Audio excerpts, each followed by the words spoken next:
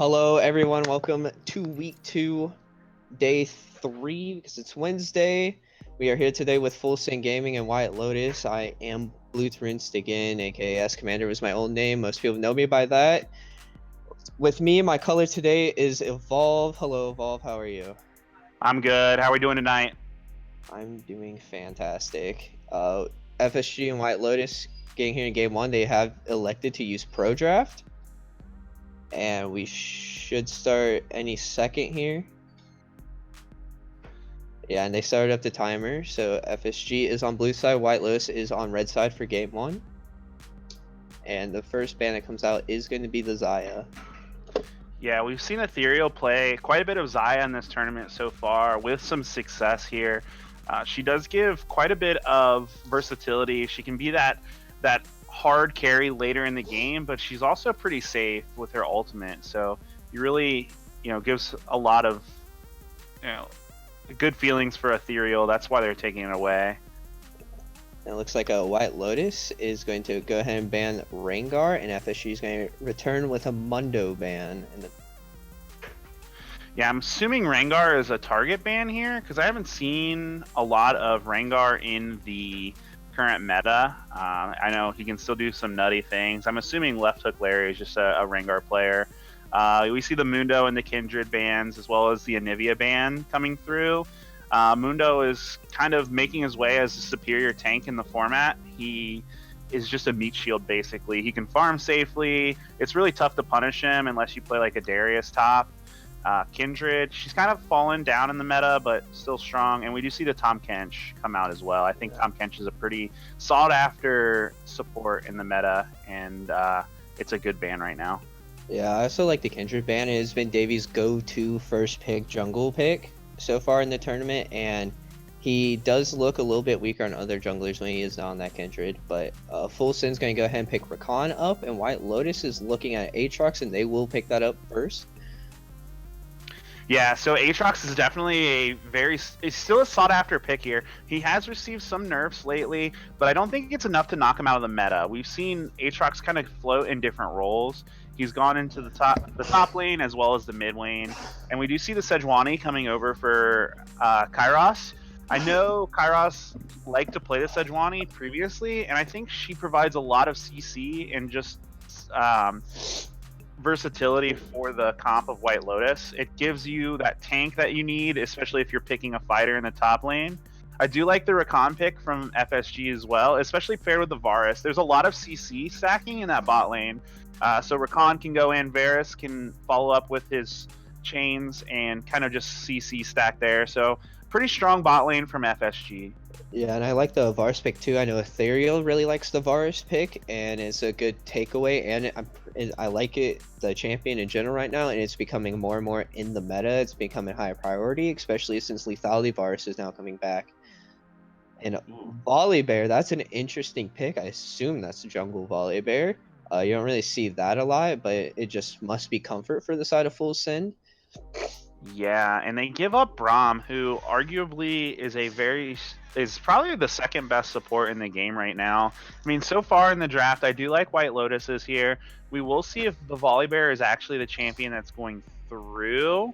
White Lotus is banning junglers away, so either they might think that's a Volibear top, or it might have just been like a misclick on the side of Full Send Gaming. We'll see how that goes through here. There hasn't been any communication in chat, but we'll find out. Yeah, I do like the Braum ban. Like you said, you do have that fighter top, so the Braum gives you a little more tankiness, and it gives you that choice for disengage and engage to follow up with Sejuani as well. Yeah, I mean, it's really a disgusting combination because you have the Sejuani that stacks her passive based on her auto attacks from melee champions. Braum stacks the passive just by autoing attacking, so you can get Braum's concussive blows, stacked, and then stun them there, and then Sejuani can really follow up and stun them again. So that's a lot of CC to deal with. We see the Xerath banned away, taking away that safe control mage from the mid laner. They already took the Anivia here.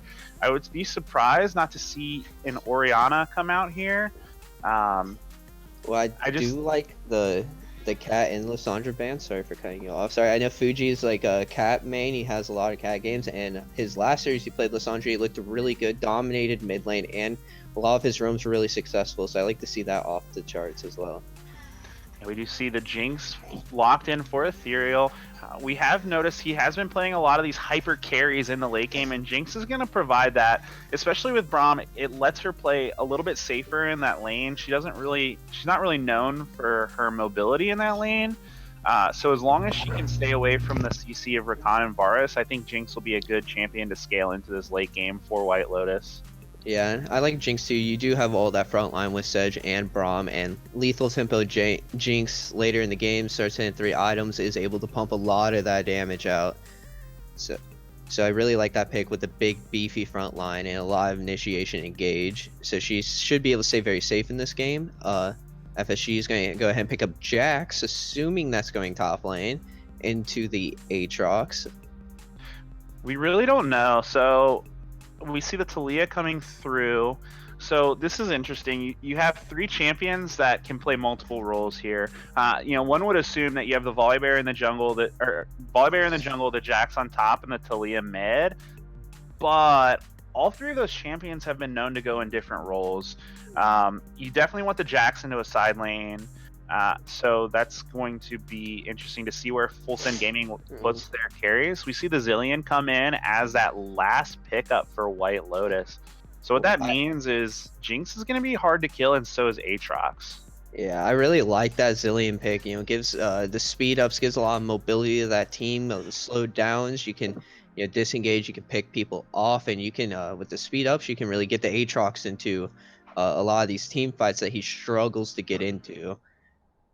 And like you said, with that ulti, he does keep people very safe if they ever do get onto Jinx. She has the Zillion ult.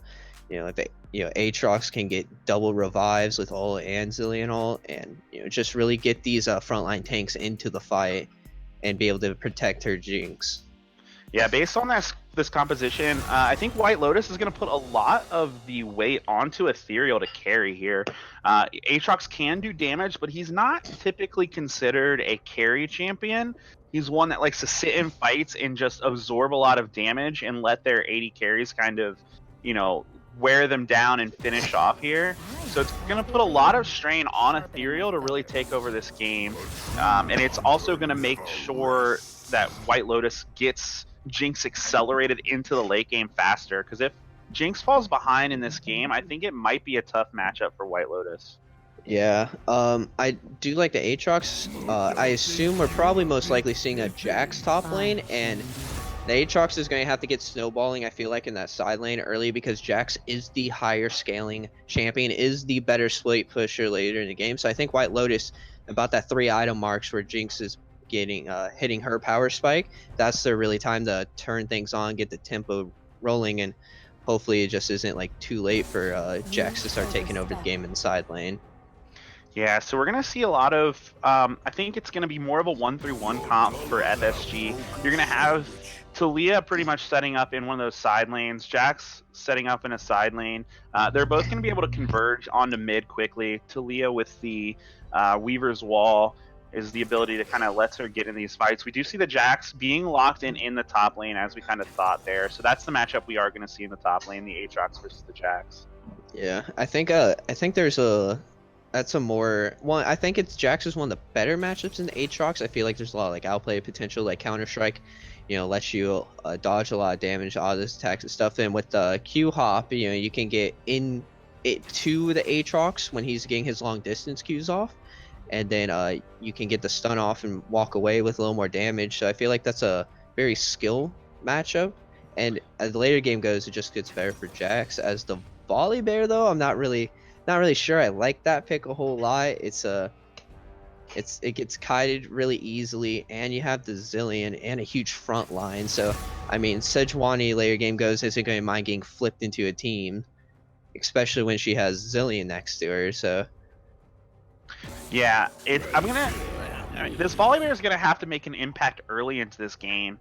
If he's not able to do so, I think he just becomes kind of useless as the game goes on. Sejuani's going to be able to provide so much CC and versatility for the team. Same as Zillion, same as Braum. I just don't see how this Volibear is going to get past that beefy front line of White Lotus and get onto this Jinx. Yeah, I have to agree. Like the Volibear does have to get something rolling early. I mean, he does have the ability to duel early, can definitely out pressure Sejuani early. So hopefully, we can see some of that going on. Maybe try to bully her some, get invaded, and Uh, maybe Talia can help with that once she hits 6 and can get these roams on, get these waves shoving. yeah, for sure. Um, yeah, so I mean, I'm definitely excited to kind of see how this game matches up here. So, going top to bottom, yeah, I think Aatrox wins the early game. If he's able to snowball, that kind of spells disaster for Full Send Gaming. And Freshburger, I have been casting a couple of White Lotus's games, and he has had the ability to take over these games. So I definitely want to keep an eye on Freshburger. Interestingly enough, they put Fuji on Zillion. Fuji has been one of their carries too, so it's going to be interesting seeing him play a different style, go on to this support type mid laner. Chris Meister, I'm not too sure about that, but the Talia, she still has that ability to push and roam, which I think is something that's really important. We're going to have to see them try to coordinate some plays on this bot lane and shut down this Jinx early before she can just really scale into the game and take over. Yeah, and I do think a lot of this game is going to come down to some scaling a little bit, but Varus isn't a slacker in the scaling department himself. He does shred tanks massively if he decides to go like crit build or like Bork Raynons into IE. He does shred these tanks really fast, and Jax is not a joke. He's one of the super hyper late game scaling top laner as well. If he starts rolling, that could spell good things for FSG as well. Yeah, so I definitely think we need to keep an eye on this top lane because I think a lot of pressure can be put onto this lane to really take over the game. So that's definitely going to be a matchup to look out for: the Fresh Burger versus Age of Empires in the top lane. Yeah, I think so too. I think a lot of attention is going to be definitely put in this top side. I feel like bot lane's just going to want to farm it out some, get some items and stuff. And mid lane is going to be a lot of a lot of like wave management, mid priority, and roaming and stuff, and wave clear. But both mid laners do have some good setup. Talia W get the knockback and Zillion with them double bombs, so you can make something happen up there as well. Yep. Yeah, so Zillion is going to be able to enable his team to make some plays that we're not going to be able to see on the side of Full Send Gaming.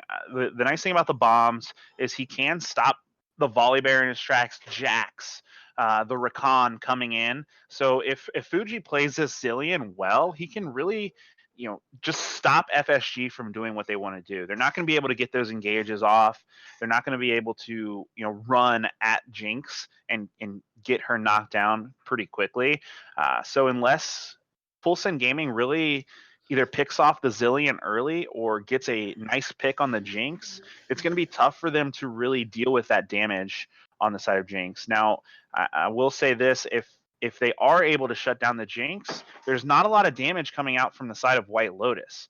So I think that's their key to victory in this game is to get this Jinx shut down early and keep her down and allow the Varus and the Jax to scale up, and as well as the Talia. Talia does a lot of damage as we get into late game too. So I think the Rakan is going to have to be the primary source of engage, and then they can follow up with the Volibear, the Jax Counter Strike, and kind of go from there.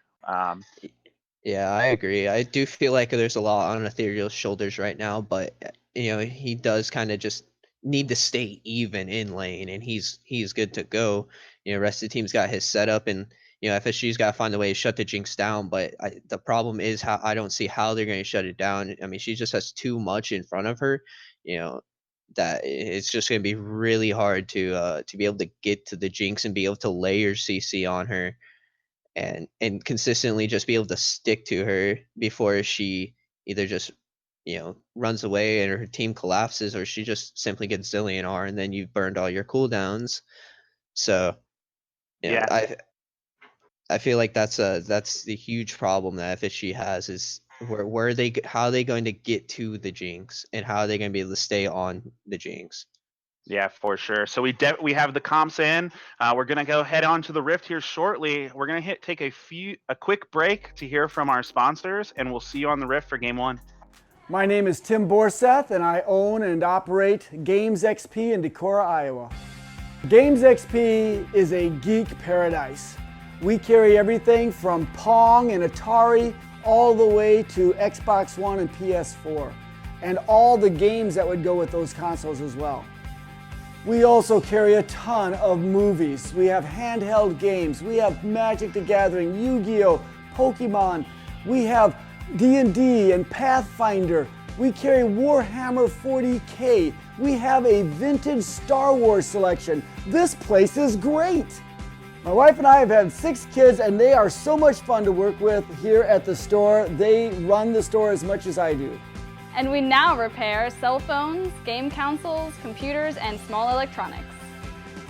Our store is instant fun. Not only is there cool music and cool stuff to look at, but we have a game room that is so much fun. It's free to play, and you just plug in your game system and enjoy life. The Game XP motto is bringing joy to people's lives through our products, people, and a place to play. So you have got to come to Decorah, Iowa, and check out Games XP and experience this geek gaming paradise.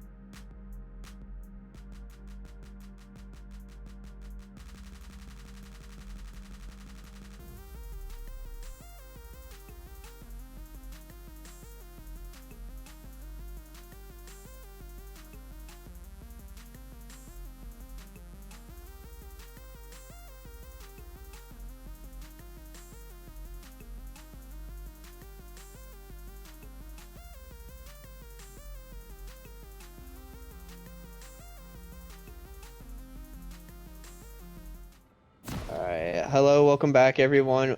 We were having some client and server issues, so that's why it took a little longer to get the game started up. But we are back here on the Rift for game 1, Full Send Gaming versus White Lotus. And we are going to see what level 1 strats are. Yeah, it looks like we might see a little bit of action here in this early game. We see White Lotus is stacking here. They are looking for this invade. Unfortunately, it doesn't look like they're going to run into anybody. Yeah, it doesn't look like it, but Varus and Rakan are moving down. Maybe try and get a little vision, so they might get a pick or two off here. As White Lotus is just going all the way through. Varus has vision, Rakan has vision. They are both just going to be able to back away. Yeah, so Snipe It's able to go away. They're still on the hunt for this Rakan. It looks like they're going to be pretty safe here. And what this allows FSG to do is get some vision in the topside jungle of White Lotus. So we see, basically it was just a trade for vision. Maybe. This might be a cheeky little bush attack here. Oh it no, looks the like Aatrox is Aatrox. going to walk into it, and the counter strike is up, and yeah, that's just a dead level 1. Aatrox first kill going over to the mid laner. Talia 1-0, a minute and a half in this game. First blood is delivered. Yeah, so we get the first blood onto the Talia. That's obviously a good start for Full Send Gaming. They are also able to take away this red buff from the side of White Lotus. So we'll see how the Sejuani decides to path here. It looks like Volibear is pinging his red buff, so they might try to just go run right to it. But Fuji's doing a good job of getting vision in there. Yeah, and it looks like a bot lane wave priority is going to go to the side of Full Send Gaming as well. And oh, it looks like they're just going to make the collapse onto the Sejuani as she forced away. And it looks like Volibear is going to be able to get the triple buff start. Some trading in the top lane as Aatrox gets all of that level 1 trade. Yeah, so a very good level 1 play on the side of Full Send Gaming that kind of gives this Volibear the advantage. Oh my gosh, and he's- the bullying continues as he's able to take Skull Crab away, but level 2's come out in the bot lane. Rakan in a lot of trouble. Heal goes down, and Ignite goes down. Rakan dropping super low and just barely survives. As the Sejuani and Volibear feud continue. And Volibear is able to get the flip. Sejuani going super low and does go down. That is a kill picked up for Volibear. Sejuani is not having a great time in the early stages of this one. Yeah, so that invade is paying huge dividends for Full Send already. You got the kill over to the mid laner as well as an assist. And then Volibear gets ahead. He goes bottom out here too. It's early. Heal flash already gone on the Jinx, so she goes down. It's a kill picked up for Rakan. And this, we said it in champs, like this Volibear is going to have to make it happen early, and it looks like he's already all over the map. Yeah, for sure. He did make that. He's made an impact all over the map already. Took away that topside jungle from the Sejuani, and then ends up picking up a kill in the bot lane over towards Rakan. So, Volibear is doing exactly what he needed to do in this early game, showing some expertise on this champion.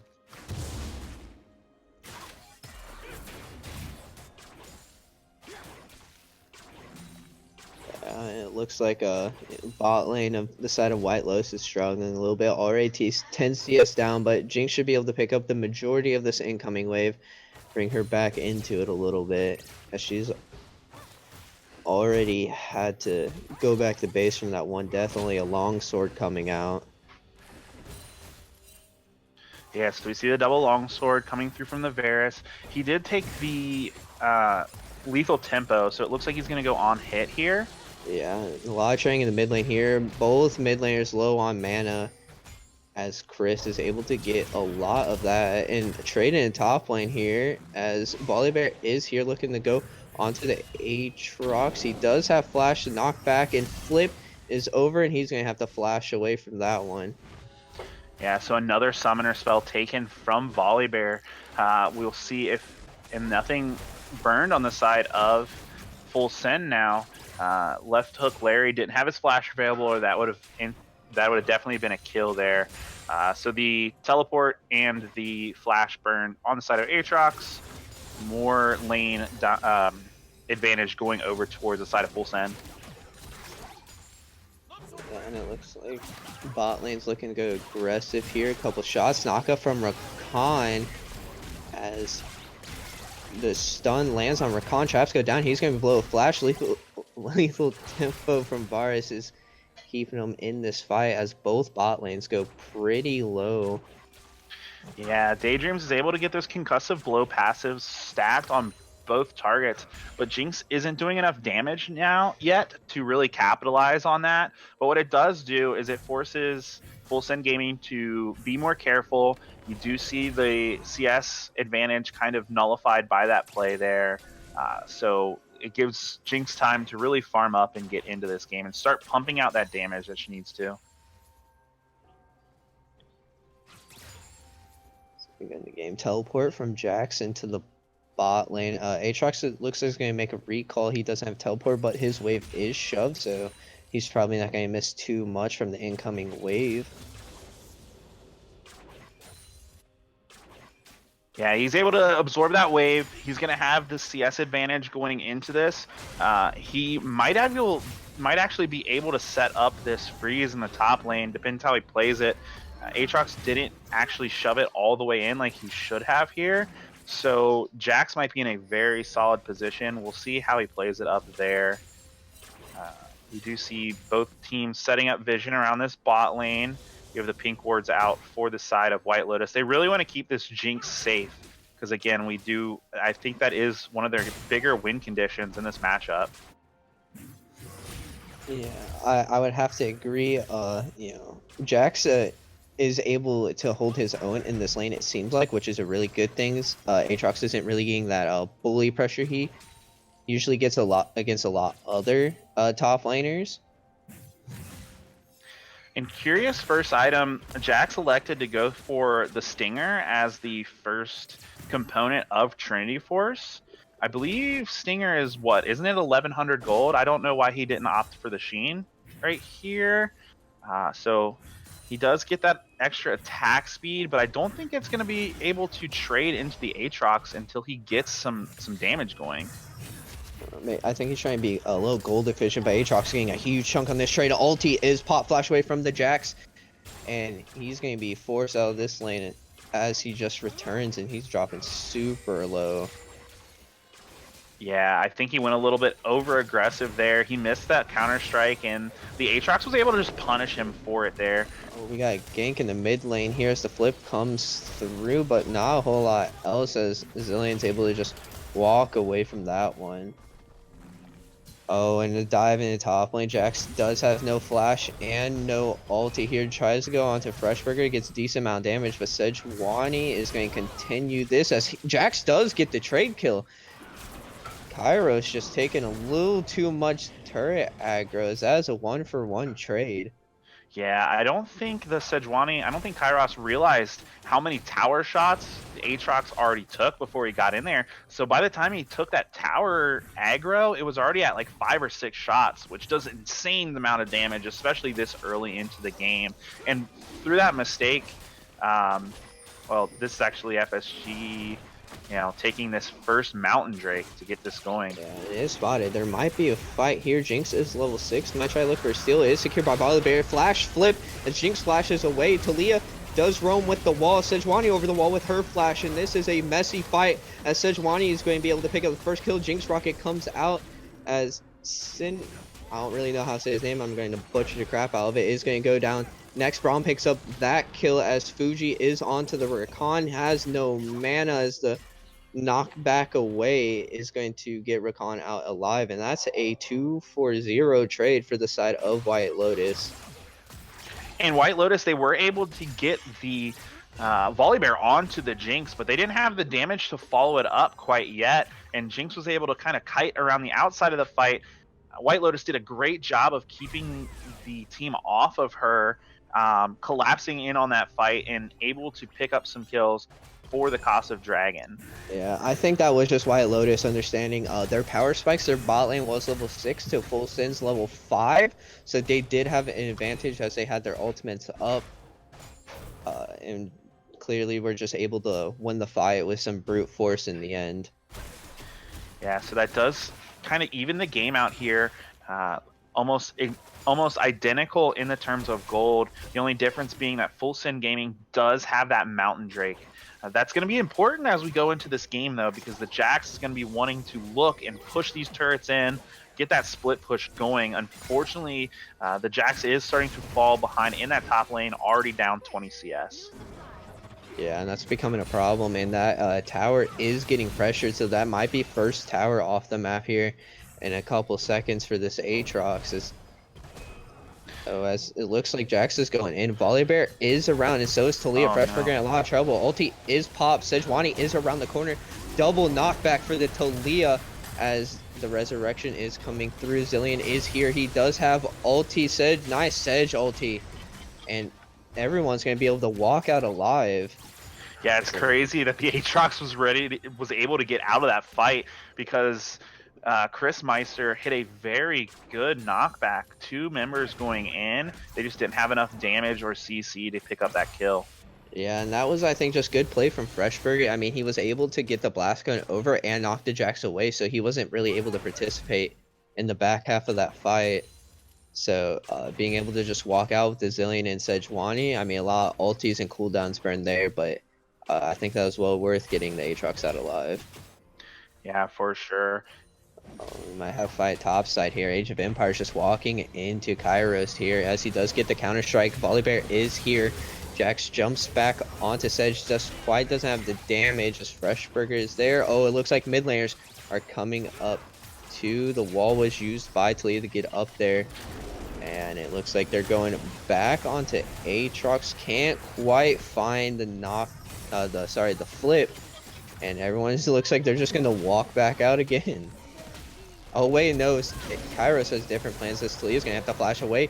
Oh, Sejuani does go down to the Jax. That is another kill for Jax. Aatrox, no ulti here, trying to put out a lot of damage, and that is, but he will pick up a kill in return. Jax set double kill there as no ulti for Zillion, and able to flash away as he picks up a kill onto the Jax with the time winder, or time bomb, sorry. Yeah, so kind of sloppy fight from both teams there. It doesn't seem like either team was really on the same page. They kind of kept going back and forth. Are we fighting this? Are we not fighting this? They ended up going really low. And at the end of the day, both teams kind of traded a few kills here, and the mid laners survived for both.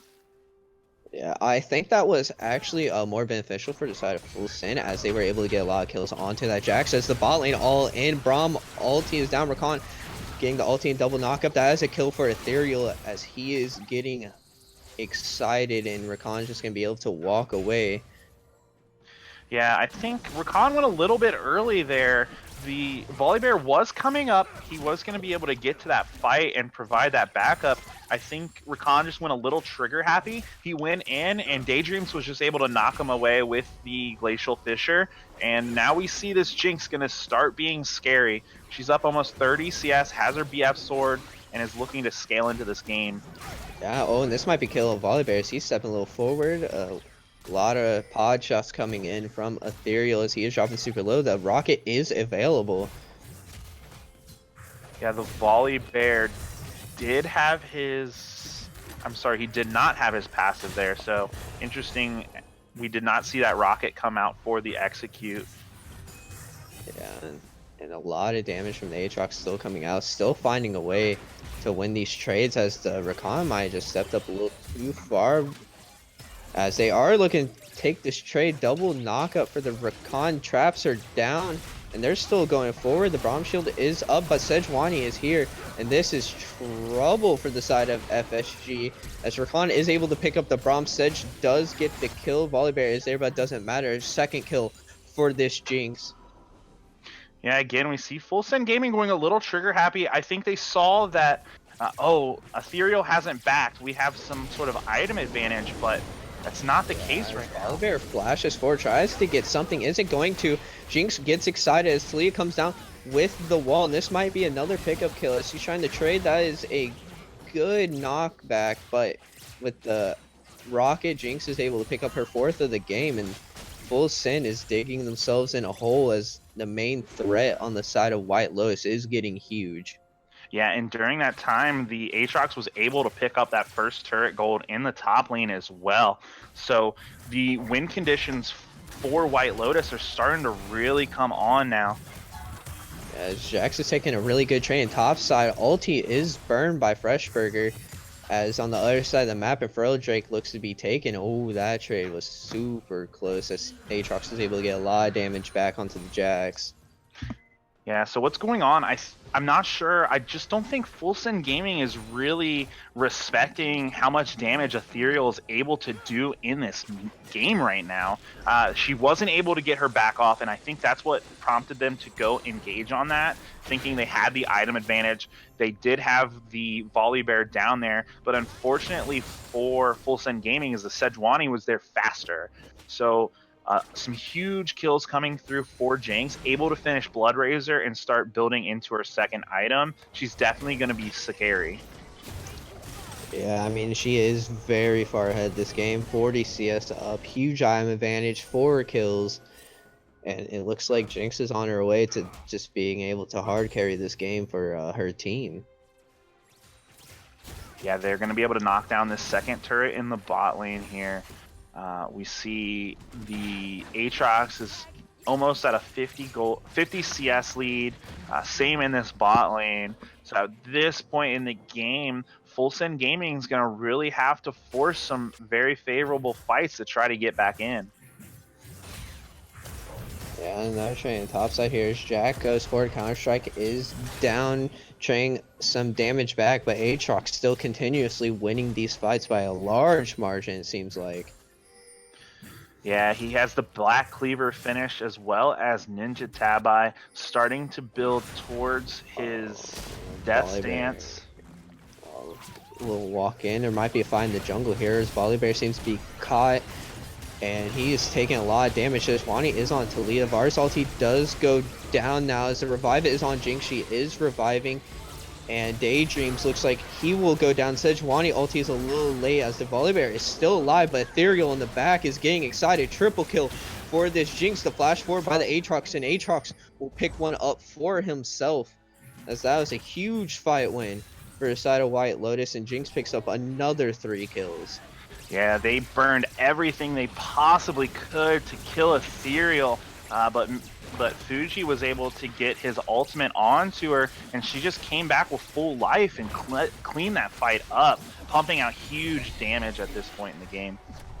Yeah, make matters worse, they're going to go ahead and get the Rift Herald while they already have all this pressure on the map. Already a 7k gold lead for the side of White Lotus, and this is still an under 20 minutes. Yeah, what we've seen from White Lotus in patch matches is once they get this lead going, they don't take their foot off the pedal. They just steamroll through teams once they get to this point in the game. So they're 2-0 on the season. They're trying to knock off another 2-0 team here in Full Send Gaming. And we'll see if they're able just to continue that momentum and just carry through the rest of this game. Yeah, I mean, I have to agree. I mean, if you're Full Send, I don't see like what options you have left to try to get back in this. I mean, you tried that last fight and blew everything on Jinx to get to her and just wasn't quick enough, as Zillion was still able to get the ulti off on her. And now she has Hurricane built on her way to IE very soon. Yeah, unfortunately for the side of Full Send Gaming, their team kind of only goes forward. They have the Rakan to try to start the fight. The Volley Bear can only run at them. And what this allows White Lotus to do is let the Sejuani peel off the Jinx, let the Braum peel off the Jinx. Fuji's just going to slow them down and stun them. So it really just nullifies everything that Full Send Gaming's comp is trying to do. Jax is very far behind at this point, not able to match the Aatrox in the split push. So now it's going to be very tough for Full Send to come back into this game here without a very good fight in their favor. Yeah, it's just 2 rockets and Talia's already about half HP. This turret is very low and it should be picked up soon. I mean, if they want to, they could drop the Rift Herald here, and yes, they are. Yeah, we do have Baron spawning in 20 minutes. I would be surprised if they don't just use this pressure to push in and start moving up towards Baron, either taking it or getting this vision. Varus ulti does go down, maybe just to stop the siege a little bit. as Herald is able to get another charge. All flash flip onto Jinx. She does have the Zillion ulti down as she is getting resurrected. Jax is in the background. Zillion picks up a kill onto the volley bear. Jax does trade one back, but it doesn't really matter as Jinx is getting excited and going nuts in these fights, as that's a double kill picked up for the Sejuani, as these fights are just very quick and they're all favored towards White Lotus. And we saw the same exact thing that happened in that first fight. They tried to get onto the Jinx. They were able to knock her down, but the Zillion ult brought her right back, and she just cleaned up. And they're able to just get so much off of this fight. They take the inhibitor mid, the top lane turret. They're going to at least get Baron Vision set up here. They actually opt to reset here and kind of shop for items and push for this next fight.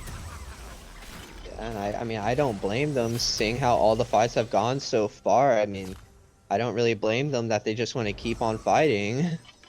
Yeah, they pulled off a lot here. You know, the Death Dance coming through from Aatrox, the Athene's Unholy Grail coming through for the Zillion. We have this Jinx very close to finishing this Infinity Edge, and they're just going to march right into the Baron Pit and just say, hey, you guys can't stop us. So that's probably what they're going to do, is just start this Baron. Yeah, just clearing out a little vision, make sure that that Full Send Gaming has to walk to them with no vision, and Baron is started up. They are going to try to contest this. TP is coming down in the back from Jax. And the wall does go down. Talia is caught out, does get a decent amount of damage onto the Braum, but there's not much else. Yeah, the Jax pushed his TP, but he had to cancel it, because if he would have finished that, all White Lotus was going to do is turn and kill on him. They are able to kind of stop this, but someone has to deal with these minions, super minions, pushing into their base. So they're just going to start this back up again here shortly. Yeah, like the way White Lotus is playing this. I mean, just stall around the Baron and let those super minions push. Force the other team to make a decision here. As Jinx is getting back, and she does finish Infinity Edge. That's a very quick 3 items at 22 minutes. A Zillion might be caught out here. Does get the slowdown. The knock up from the Talia, and it looks like he might go down. Flash is used, and ulti. Aatrox is here, and so is Sejuani. The backup crew is here. Jinx Rocket comes out and does pick out bars. A lot of damage down as Talia is just getting crushed by this Aatrox, and Volibear looks like he is going to be next, as he does able to pick up a counter kill. Jinx is here. This Volibear is not going to live much longer as he goes down. Ethereal has 9 for this game, and he's not done. Looking for one on Rakan as well and make that 10 for this big Jinx. And I think that was kind of Full Send Gaming's like last ditch effort. You saw the Talia sit in that bush. Chris was just waiting for that, and I think that was one of the best fights they could have picked. Honestly, Ethereal was back in base, and that was what they were looking for, but Fuji was able to survive for so long that Kairos was able to collapse on the Sejuani, and Jinx was able to come there towards the end, picked up the kill with the rocket, and was able to clean up that fight again. And I just don't think there's anything that Full Send can do to stop Ethereal right now. Yeah, I mean, that's another inhibitor pickup, and all pings were straight to Baron. As maybe not this time, maybe just they're trying to bait a fight out. They got all the vision they could need, but now they're just going to take one more recall and maybe try to finish this game off. Yeah, they do see the Volibear trying to clear this here, kind of waiting around. There's a huge lead at this point, 12k gold lead at 24 minutes. And again, they have to find a way to knock down the Ethereal early in this fight, or he is just going to be able to clean up, pumping out so much damage. The Infinity Edge is finished now for her. They have the Quicksilver Sash, so even if they get on with Rakan, the Quicksilver Sash is going to save them. Not to mention Fuji's ultimate. It's going to be a tough uphill battle for Full Send to get back into this.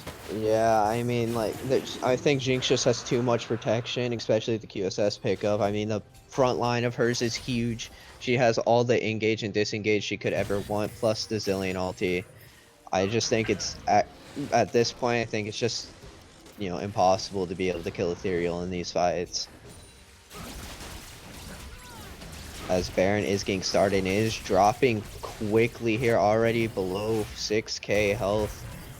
And it looks like no one at FSG is even going to make an attempt towards that Baron, as there was a little fight in that bot lane there as Aatrox is looking to pick up this kill on the Jax, and he does so with ease. Volibear here, and so is the Rakan, maybe trying to make something happen. As Aatrox is trying to run away, does get W off. Knockup is up for the Rakan. He does just dash over the wall. Zillion is there with the ulti, and the resurrection will come through here. 2v2. Blast Cone leaving the Aatrox by himself, able to just dash over the wall to safety, as it looks like Jinx and Braum just want to end this game and teleport from Aatrox here. And oh, that's a fast Sejuani, as Varus immediately picked off. Looks like Volibear will be next. Ethereal in the double digits for this game. Jinx Rocket just misses. Wanted to make it 12, but this game is over fast in a quick 25-26 minute game for the side of White Lotus. And White Lotus just continuing to dominate in this league so far. Like we said earlier in the game, once they got this lead going, they just never let their foot off the pedal. Their composition just worked perfectly. They were able to protect Ethereal and really use Ethereal as the win condition for this game here. And they just were able to do everything they wanted to, honestly, in this game. Yeah, I mean, I have to agree. I mean, once, you know, bot lane just went bad for the side of Full Send, I felt like that game was just over with, as everyone else was winning. The Aatrox was winning. Seemed like Zillion always had the priority in the mid lane over the Talia, and like even that early game from the Volibear trying to bully a Sejuani, I mean, it just didn't matter because Kairos was able to find his way back in this game pretty easily. And that just made it, you know, for a quick game one. Yeah, for sure. And I think the side of Full Send was able to do what they wanted to early game. They got in, they got that early lead going. They just weren't able to convert it because at the end of the day, White Lotus's draft was just too good. They saw what Full Send wanted to do, and they decided to counter that perfectly. They fixed the issues. They knew Full Send just had to run at them, and they were able to just stop that. All right. And with that, guys, we're going to take a short break here. We will be back for Champ Select for Game 2 of White Lotus versus Full Send Gaming.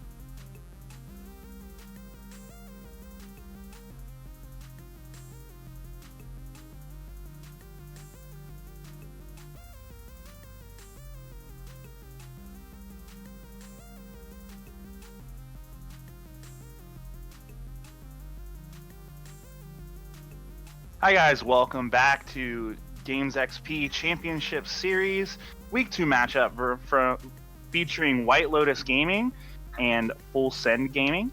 We are going to get into the champ select here shortly, but White Lotus showed how dominant they can be in this series. We had a couple of 2-0 teams going into this week. White Lotus took 2 games, and so did Full Send Gaming. But White Lotus in that first game really just had the better composition and played it to perfection. They were able to protect Ethereal and really let him pop off onto that Jinx there. So strong showing for sure from White Lotus here. So the question is, what can Full Send Gaming do to try to fix this composition, get their draft together, and try to take this game into at least a game 3, if not coming back into this series? We do see them starting the champ select here. White Lotus is on the blue side this game, and FSG will be on the red side. Yeah, and that's just going to be a first pick, first ban on Nivea and a first ban on Zaya. A little what we saw the last champ select as well. Yeah, so, we kind of mentioned earlier how strong Zaya can be. I think pinching Ethereal, Yeah, I don't know if that's really going to pay off for them, honestly. Yeah, the Rengar is banned. I do like the Aatrox ban this time to get away out of Freshburger's hands. He has shown to be really good at that champion, knows what he's doing, and another Tom Kinch ban comes through, and the Braum this time coming out for Full Send Gaming as they're changing up their plans a little bit in this game too. Yeah, so we see the same exact bans from White Lotus, the Anivia, Rengar, Tom Kench coming out.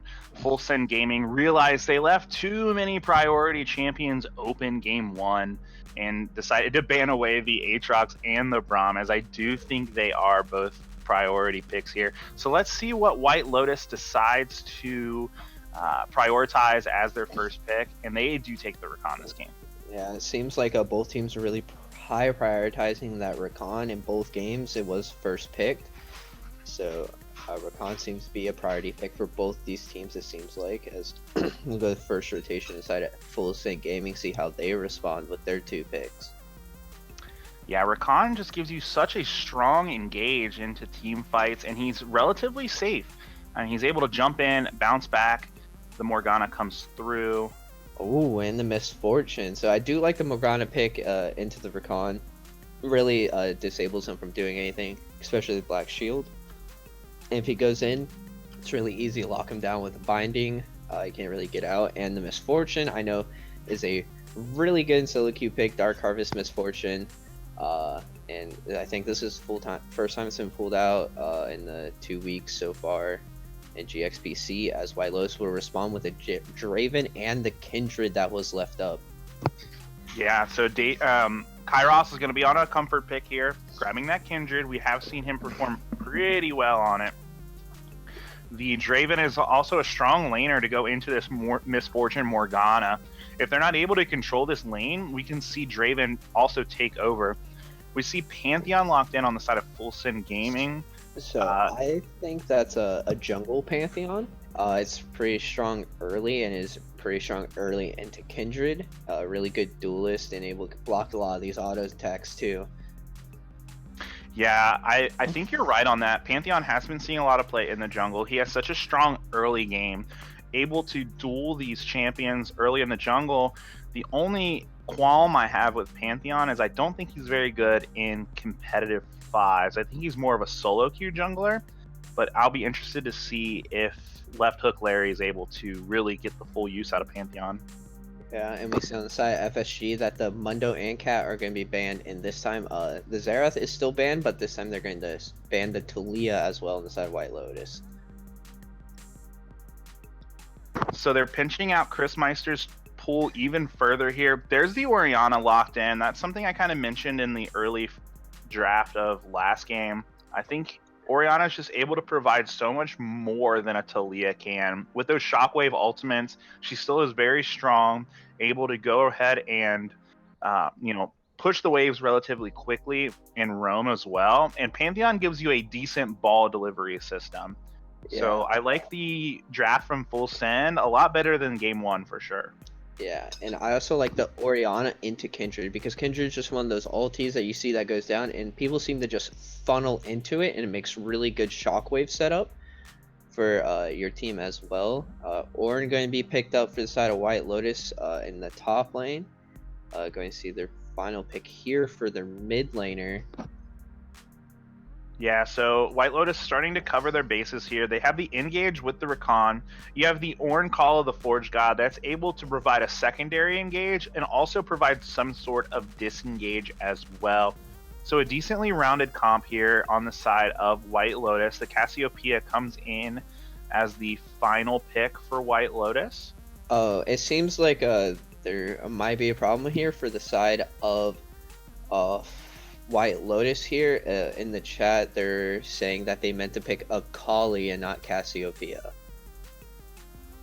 I'm very excited to see this Akali broken out. I think it's the first day that the champion is legal in the tournament.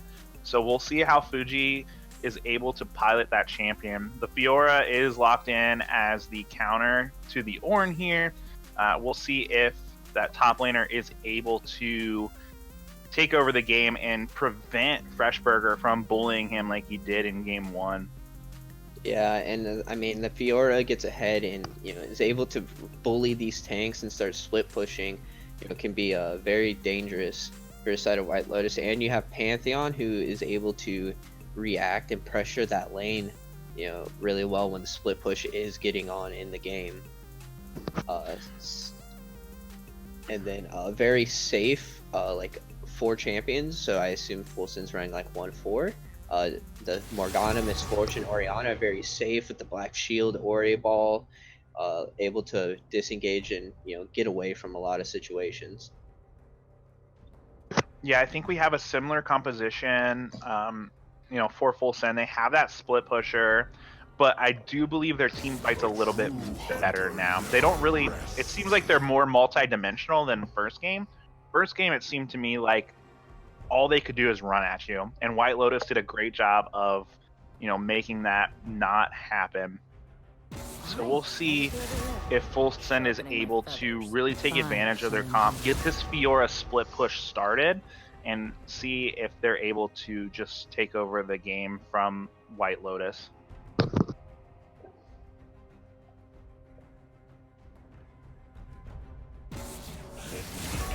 As we just go through here in picks and bans, I definitely think the top lane for Full Sin is the lane that's going to have to really get going in this one if they want to win this game too and have an impact in this series.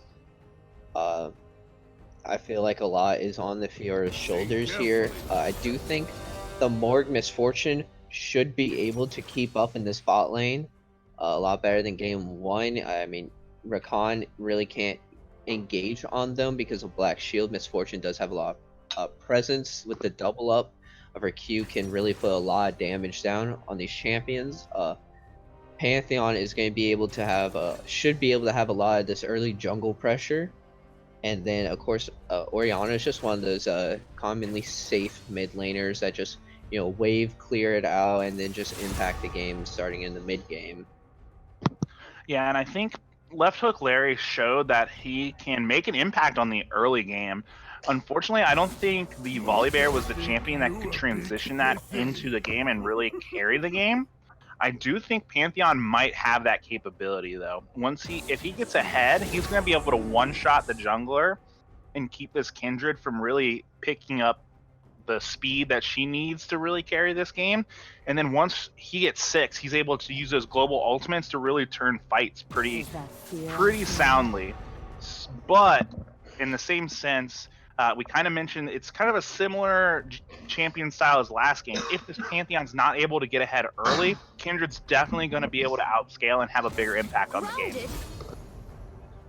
Yeah, for sure. And like we said, this is the first day that Akali is going to be available to play, so we'd like to see how see what Fuji's been able to do in this last week since her rework comes out. But I think it's going to be taking all of this, like how Fiora's got to get rolling, Pantheon's going to get going. I think later in this game goes, it's going to be pretty hard, I think, to be able to kill this side of White Lotus. I mean, they do have that big tank Kindred ulti. Akali, if you played against this, super slippery and is able to impact a lot of damage here. So I feel like the later this game goes, it might be a little trickier for the side of Full Sin to be able to really stick to anyone. And that's why I feel like they're going to have to get this Fiora rolling really early.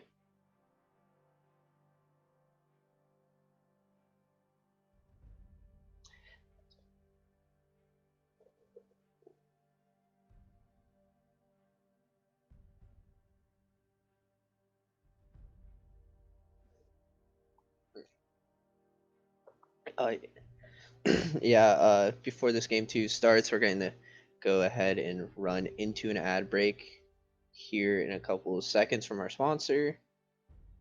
Everybody enjoy. My name is Tim Borseth, and I own and operate Games XP in Decorah, Iowa. Games XP is a geek paradise. We carry everything from Pong and Atari all the way to Xbox One and PS4, and all the games that would go with those consoles as well. We also carry a ton of movies. We have handheld games. We have Magic the Gathering, Yu-Gi-Oh!, Pokemon. We have D&D and Pathfinder. We carry Warhammer 40K. We have a vintage Star Wars selection. This place is great. My wife and I have had 6 kids, and they are so much fun to work with here at the store. They run the store as much as I do. And we now repair cell phones, game consoles, computers, and small electronics.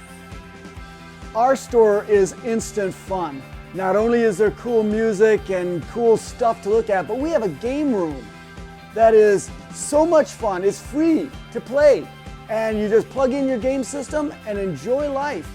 The Game XP motto is bringing joy to people's lives through our products, people, and a place to play. So you have got to come to Decorah, Iowa, and check out Games XP and experience this geek gaming paradise.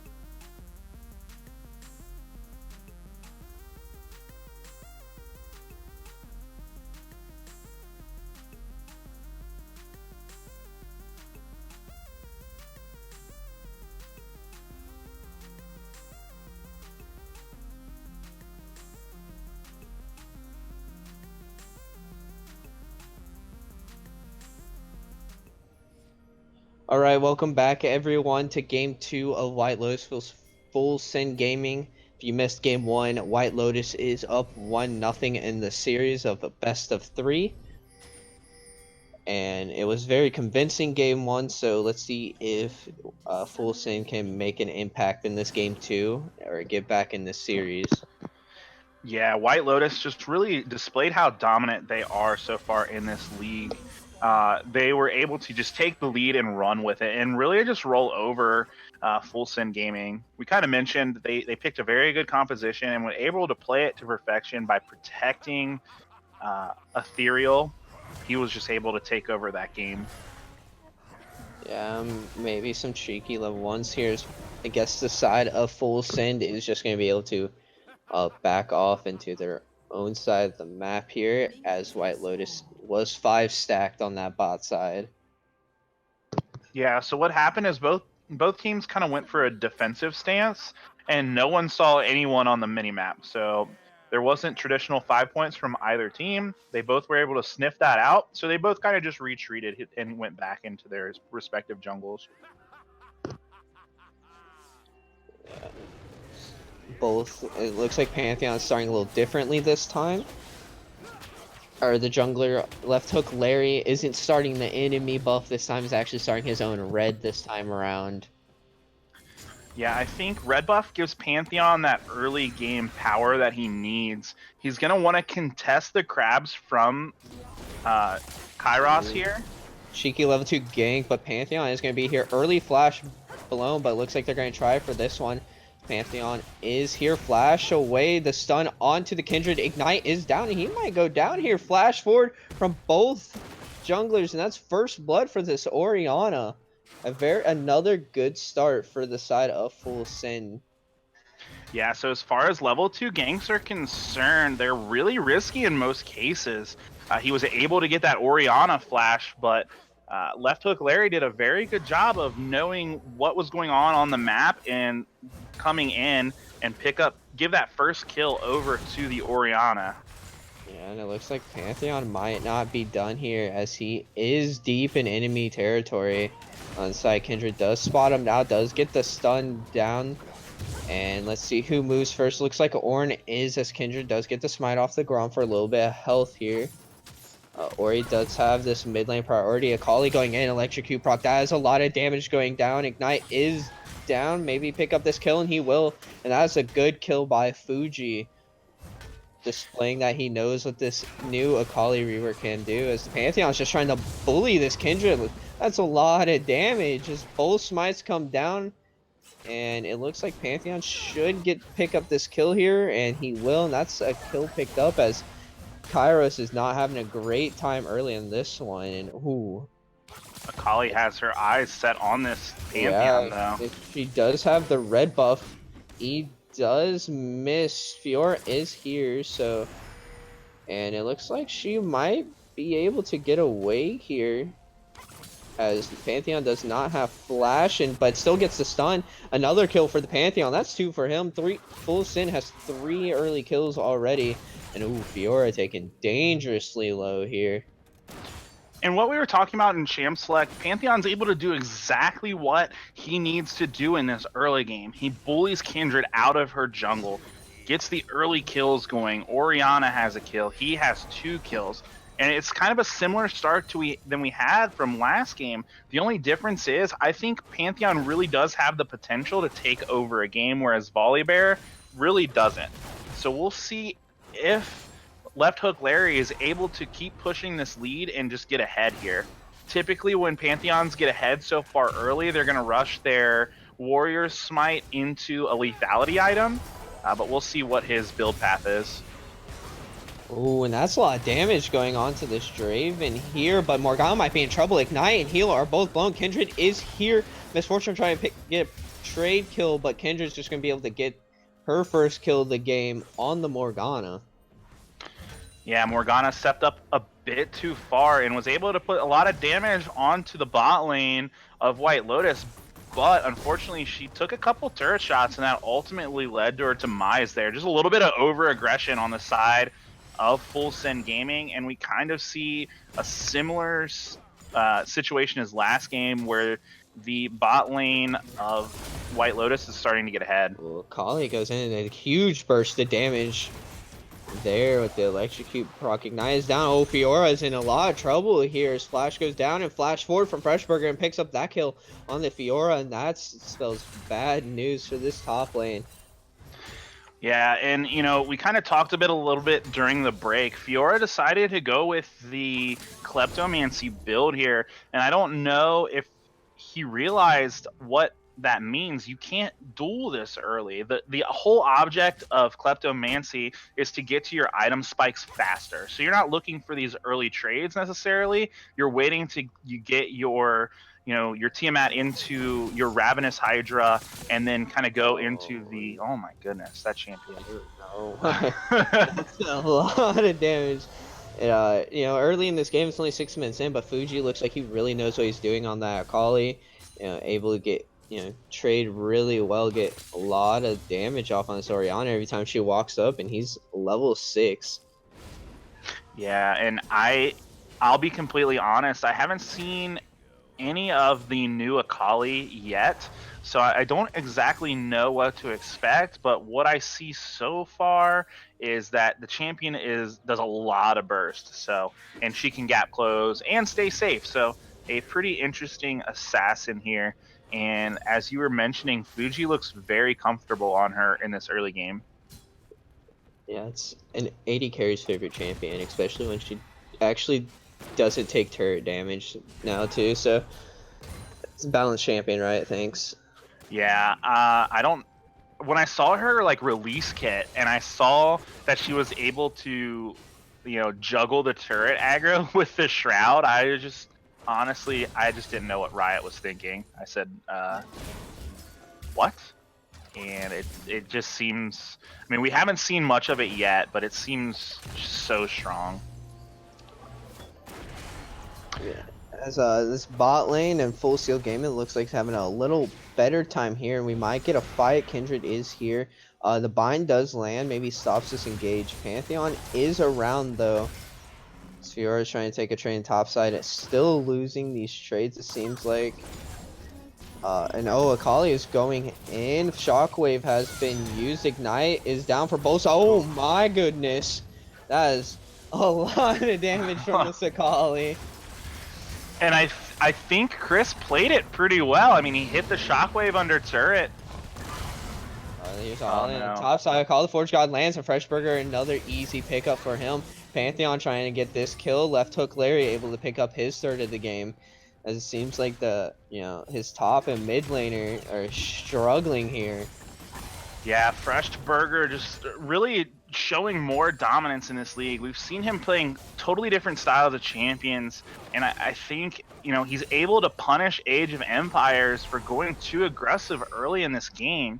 I kind of mentioned it early. You want to, with the Kleptomancy, you want to scale up and get your items before you really start to trade. The over-aggression just really hurt Age of Empires, and now Freshburger is really going to be able to start punishing this Fiora, as he looks like he's going to go into a Righteous Glory and Abyssal Mask early, kind of allowing the Akali to do more damage and to get to these fights faster.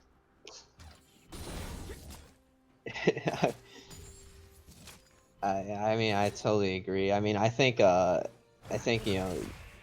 lane really had snowball early in this game, and it's just not happening for this Fiora. As the Pantheon ulti's trying to come in here, seems to miss the mark a little bit. I think Orianna kind of went aggressive a little too early there. Yeah, it seems like there was a little bit of miscommunication on the side of Full Send Gaming. The Pantheon really wanted to use this ult, and that's what Pantheon's really, wants to do. God. Pantheon 2 levels up, and there's a teleport down the bot lane from the Ornn. So it looks like we're going to get a fight here. The Misfortune ulti comes down early, and Rakan seems like he's actually on trouble. Heal is burned, Binding lands, heal is burned back. Draven might pick one up as Ornn picks up his third of the game. The flash forward, Draven wasting his flash on that one. Yeah, and that fight again, Full Send Gaming, you know, I don't know if they didn't see the teleport coming in. They should have, but it seemed like Left Hook Larry wasn't responding to the teleport at all. He kind of like moved up back into the jungle. I don't know if he was just very afraid of the Kindred or what, but I think they could have collapsed on that Ornn, honestly. Yeah, I felt like Left Hook Larry should definitely moved. I mean, we saw the TP came down as he was going on the Kindred, who was 2 levels up, and bursted Kindred out basically, and he should have definitely been there for a team. I know he didn't have ulti, but he could have roamed down. But it looks like they will get Infernal Drake out of it. Yeah, so if we take a look, we kind of, you know, reset, look at the map here. You have the Ornn is just getting very strong in this top lane, up 20 CS already. The Pantheon controlling the jungle quite handedly, although Kairos has been able to, you know, close that level gap, so that's really good for the side of White Lotus. The Orianna has a lead in the mid lane with the CS. However, Akali is one of these champions I think she can just blow you up at any time. And then it seems pretty even in the bot lane. So, you know, although White Lotus does have a kill lead, they are down an Infernal Drake at this point, and I think that will really, you know, help Full Send Gaming stick around in the later game with the Fiora and the Orianna. I mean, yeah, I mean, it is this game seems to be a little bit different story. I mean, the bot lane is doing fine for themselves this time, isn't snowballing out of control, but the problem seems to be in this top lane as Akali is going forward. Now, oh my, that's so much damage on that, and she is going to be able to pick that one out. Oh, that's dirty. What in the world is that? She's able to, like, oh my gosh, jump back half the map and then just fly back in. It's disgusting. And it looks like, is she going to get out? Yeah, I don't think they know where she's been. And Davy brings the wave, and she's oh wait, no, forgot she doesn't take tower damage, and she's actually able to get out of this. That was a really good awareness play from Kairos there. You know, he saw that she had the opportunity to get out, push the wave for Akali, and, you know, some good synergy there by the jungler and mid laner of White Lotus. That champion's disgusting.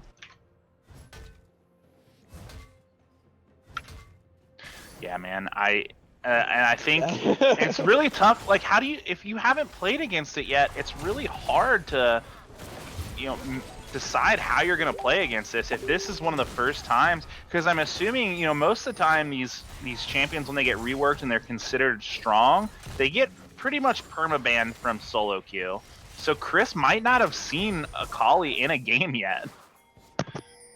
Yeah, I mean, that is true, and if he has, he hasn't played against it much in his games lately. So, I mean, it makes it really difficult to play against, as it looks like the bot lane here. Black Shield does go down, but it doesn't matter. It's way too much damage on the side, but Morgana able to trade kill Pantheon is here, and that is an easy kill. That's a lot of damage coming out from the Pantheon. And flash forward to grab this for Khan, and doesn't quite get it. Akali did roam down, maybe it collapsed as Orianna is walking down the river too, but we got this fight on the top side. Parried the Call of the Forge God, that is really good as we come back, and Akali going in and flashing away and getting out of that, and oh, she goes back in and gets punished. That's a good stun from the Pantheon, picks up his 5th of the game. Yeah, a little bit of disrespect there from the Akali. I don't know. Oh no, his Fresh Burger picks up his 4th. Seems like Age of Empires is really having a rough one this game. Yeah, Fresh Burger just really dominating on him. The interesting thing here is he didn't even elect to go with the Iceborne Gauntlet that usually allows you to trade pretty strongly. He has the Righteous Glory in the Catalyst right now. He doesn't actually have damage, and he's still able to just dominate this Fiora. So that's really tough if you're the side of Full Send Gaming. Yeah, again, I mean, there's that Iceborne coming out. I think he does have the Sheen now, and I mean, Brittle does a lot of damage as is, but you might get a cheeky bot lane play here. His Pantheon does have ulti, and it looks like electing to go back to base and stay. He doesn't feel like wasting his time down here. Yeah, so the interesting thing is here, you do see the Pantheon going for this lethality. He's going to be able to blow up a bunch of the squishy targets. Unfortunately for Pantheon, though, this Ornn is going to be very tough to deal with. He's going to be really tanky, and he's going to be able to start doing a lot of damage once he gets this Iceborne Gauntlet going. Yeah, and I mean, a lot of people are starting to hit the first item spikes. It looks like, I mean, Zanyos has come out for Ori, Ghostblade for the Misfortune. I'm sure Akali and Draven are really close to their first items as well. So Yeah, the Orianna opted for the Zhonya's Hours Blast here. Oh, another flash, but that's a good black shield for the side of Akali. Oh, and Pantheon ulti comes down. That's a good trade kill back by the Misfortune, as it looks like this is going to be a cleanup for the side of Full Sin, as Pantheon picks up 2 more for himself. That was a good response back from the side of Full Sin Gaming, and that was a good ulti for Misfortune to be able to pick one up in the midst of that. Yeah, we're going to have to see Left Hook Larry is going to have to continue this pressure throughout the whole game here, though. It's a lot of the pressure is going to be on him. The nice thing is if he can lock down a priority target, you put the Shockwave and the Misfortune ult on them, they might be able to just blow up some of these targets for White Lotus, and he might have enough to take over this game and just carry. Oh, as Freshburger just all inning, it seems like. And Fiora, I don't know if this is a fight you want to take. Call the Forge God comes out. It does connect, and Fiora just getting back the lane, and Freshburger says, I don't think so. As he is probably going to be able to pick up this top turret here. But a good thing for Full Sin Gaming, they did pick up first turret in this bot lane. Yeah, and I just... Unfortunately for Full Sin, I just don't know how they're going to deal with this Ornn at this point. You do see the bot lane rotating up here, yeah, so... maybe a pick, but Kairos is in the river. He might be able to follow quickly, as it looks like they really want this one. Soul Shackles come out, and that's a lot of damage straight back on the Morgana. She is stunned up, and that's actually a lot of damage to Zorni. He's going to go down. Shut down gold for Misfortune, as that's her second kill of the game, and a lot of gold going over to her. Yeah, a ton of gold going over the Misfortune, and that's going to put Snipe It in a really good spot here. That's what you need if you're Full Sin Gaming here, and they're trying to, really just push for this game here. They already have about a 3k gold lead, so, Left Hook Larry really doing a great job of getting this bot lane in a position to take over the game and win. Yeah, I mean, they're going to need a little more of that to get, to close this game out. I mean, they are up quite a bit of gold, just under 4k, as they are getting a lot of these kills on the map here. And that's at this point in the game, you have Draven that's behind. He wasn't able to snowball that bot lane. It's not the typical late game hyper carry that you're used to seeing Ethereal on. So I think it's going to be tough for him to make as big as an impact as he normally does in these games. And I think White Lotus might have, lost, because typically in these first few weeks, that's kind of been their identity is, I know Freshburger's typically been taking over, but letting Ethereal just pump out damage and take over these games. I mean, I agree, and that's that's a large chunk. Welcome to Dark Harvest Misfortune, and that's a huge chunk of damage. Yeah, he was able to chunk him out. Just one ricochet just halved him out. Man, that double shot was huge. Yeah, Pantheon ulti is up again. Let's see where he decides to take that, as Davy Boy's hovering around this top river. Looking at mid, they have full vision of him. Yeah, and Pantheon is walking down, maybe trying to get a pick here. He's kind of waiting around. I'm surprised there's not contesting that Scuttle Crab. Yeah, I felt like he was waiting for Davy. The show as Akali goes in. Oh, nice, beautiful dodge. The Shockwave's Alderness comes out. The Glacial Shroud down. Ignite goes down, flash forward, and that's a dead Orianna. That's another solo kill for Fuji, as here comes Pantheon. and flashes forward, and that's a lot of damage. And oh my god, actually absolutely destroys her. Flash soul shackles as she gets charmed up. Misfortunes on this Draven is dropped really low. A double kill for the Pantheon, and the Misfortune's going to pick that third kill up for her team, giving her a third kill of this game. And this game might be getting a little out of the hands for the side of White Lotus. That's Flash War for Fiora. Really wants this one out, and is able to pick up her first of the game, getting that kill onto the Draven. You typically don't see a turret dive under the inhibitor turret when the tier 1 and tier 2 are still up, but Age of Empires just smelled the blood and like went full out on it. Full send indeed. He full sended for that kill. I like the way you put that, and you know, it seems like, you know, White Lotus are like trying to take these fights that, you know, they just can't, or like getting in these positions that they just can't be in. You know, this Pantheon's 3 levels up on the Kindred, and you just, nobody can walk near him right now. Yeah, Pantheon's huge, and you notice the Ornn wasn't there for that fight. I think White Lotus really needs to have that Ornn there. The Call of the Forge God might be a difference maker, and without that tank there, the Pantheon and Misfortune are just going to be able to just crush these champions without any armor with all this lethality. Yeah, I mean, that's all the gold is on this Ornn and Akali, and Akali went down really early to the Pantheon, so... Oh, that's... I mean, Draven has his Bloodthirster, so maybe able to survive these double shots now, but Misfortune has 3 levels up on the opposing AD, and this...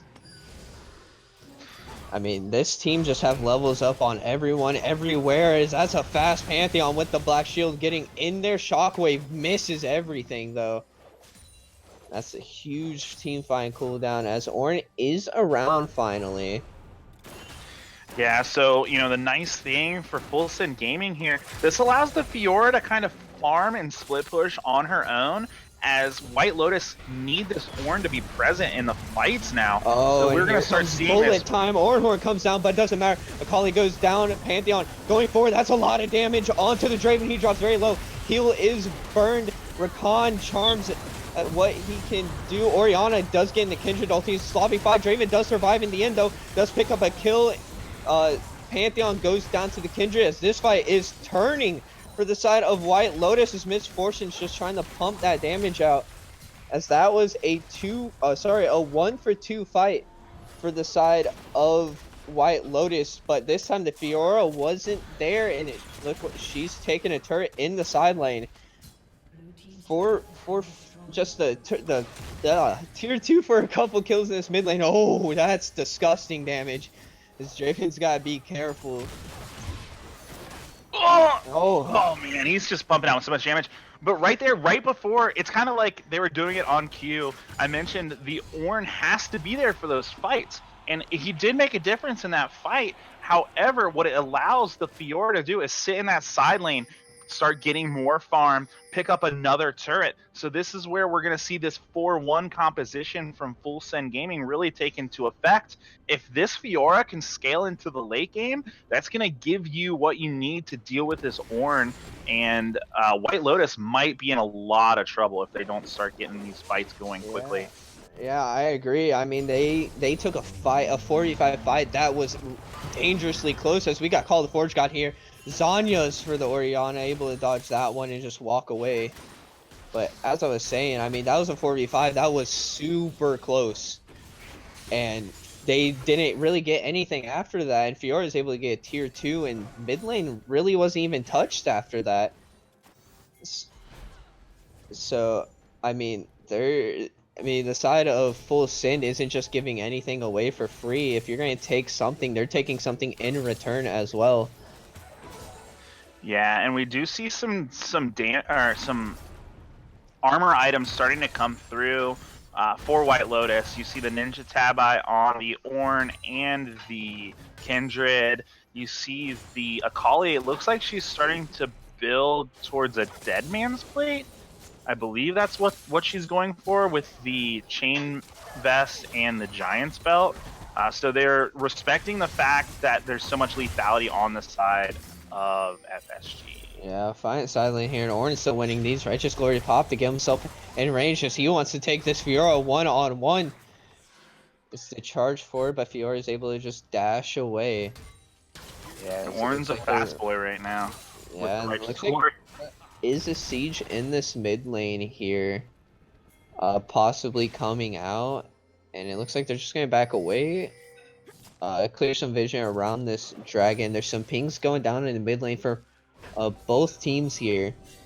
Yeah, I'm not sure what White Lotus was trying to accomplish with that. Yeah, they cleared the pink ward out of Dragon, but they just literally gave a Yeah. free lane over to Full Send and just allowed them to get the priority in this mid lane. The Ornn does have to teleport in there. Yeah, So just to save a turret. yeah, it was an interesting call on the side of White Lotus, and they lost a summoner spell for free for it, basically. Yeah, and that's gonna be a lot of tempo gone as Fiora now is the one having TP coming up is gonna be one to, get some pressure in the side lane, and is gonna be the one to be able to teleport into these fights if needed. Yeah, and I think Full Send, the longer this game goes for them, I think the We're gonna stronger have they a be. fight. Soul Shackles goes down. Kindred ult preemptively very good by Kairos. The bullet time comes Oh out, my God. shredding the side of White Lotus as Orion's going forward, able to pick that one up. Akali goes in, has to flashes away. Misfortune. Oh my God, disgusting damage. That doesn't matter as that's a 4-for-1 wipe. As this one might be no, it looks like there's some pings on the side of Baron, but it looks like mid tier 2 is going to be a reward. Yeah, some indecision on the side of Full Send Gaming. I think Pantheon was low, and that's why they were kind of worried about it. They are able to get that tier 2. Call the Forge God here, maybe just a little wave clear to keep him from taking the inhibitor turret, but that was a really nice fight for the side of Full Send. As they are now a whopping 8k gold ahead. Yeah, so interestingly enough, I know the Fiora was down. She decided to go for the Titanic Hydra. I don't necessarily agree with that buy. Be in the split push role, and I personally think Ravenous Hydra is just a better split push item. We'll see if that comes into effect. It's going to do a little bit less damage. She's not going to have that heal. Yeah, I mean, if you're going more split pushy, I think the Ravenous Hydra is definitely better, but maybe she's looking to team fight a little more with the team here, or maybe she felt like she was losing these trades too much to the Ornn and wanted to get a little bit tankier for these side lane fights. Yeah, we'll see how it goes. I think Fiora is still an integral piece in this game for Full Send, so hopefully she's able to get back in this game and provide that split push that they need. Yeah, as Fiora is the one to teleport up, so he's going to get that push on mid. You see Ornn is in the mid lane. There's nobody really going down to contest the Fiora at the moment. Some pings going down onto her. It looks like Davy Boy is heading towards the bot side of the map, but and a dragon is available. This is a Cloud Drake, which is actually a pretty good Drake for the side of Full Send, able to get a little bit movement speed away from this Akali and the Forge God and stuff. So I really like that dragon for them. Yeah, this is nice for them. We'll be able to move around the map a lot faster here. The Pantheon's going to be able to get into his ult range faster. The Orianna and the Morgana are going to be able to get into those team fights faster now that Cloud Drake does provide in-game movement speed. Call the Forge God onto the Fiora. Whiteburger wants this fight. Righteous Glory popped again. That's a lot of damage coming down. The Brittle and the dash against the wall will pick up that kill. Another solo kill for this Ornn. Oh my God. Dark Harvest proc onto the Kindred takes her down to half immediately. Yeah, so Ornn, he has this huge lead. We need to see him. Pantheon once in this fight. Yeah, he wanted it, but there really wasn't anything to put him into the fight.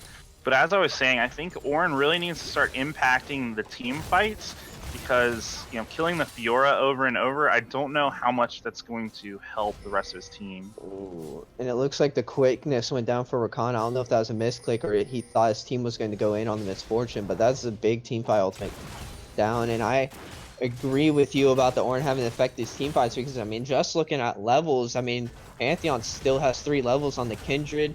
Misfortune was just a second ago up 2. Morgana's up 2 levels. So there's a huge level discrepancy in the 4-man team in the mid lane.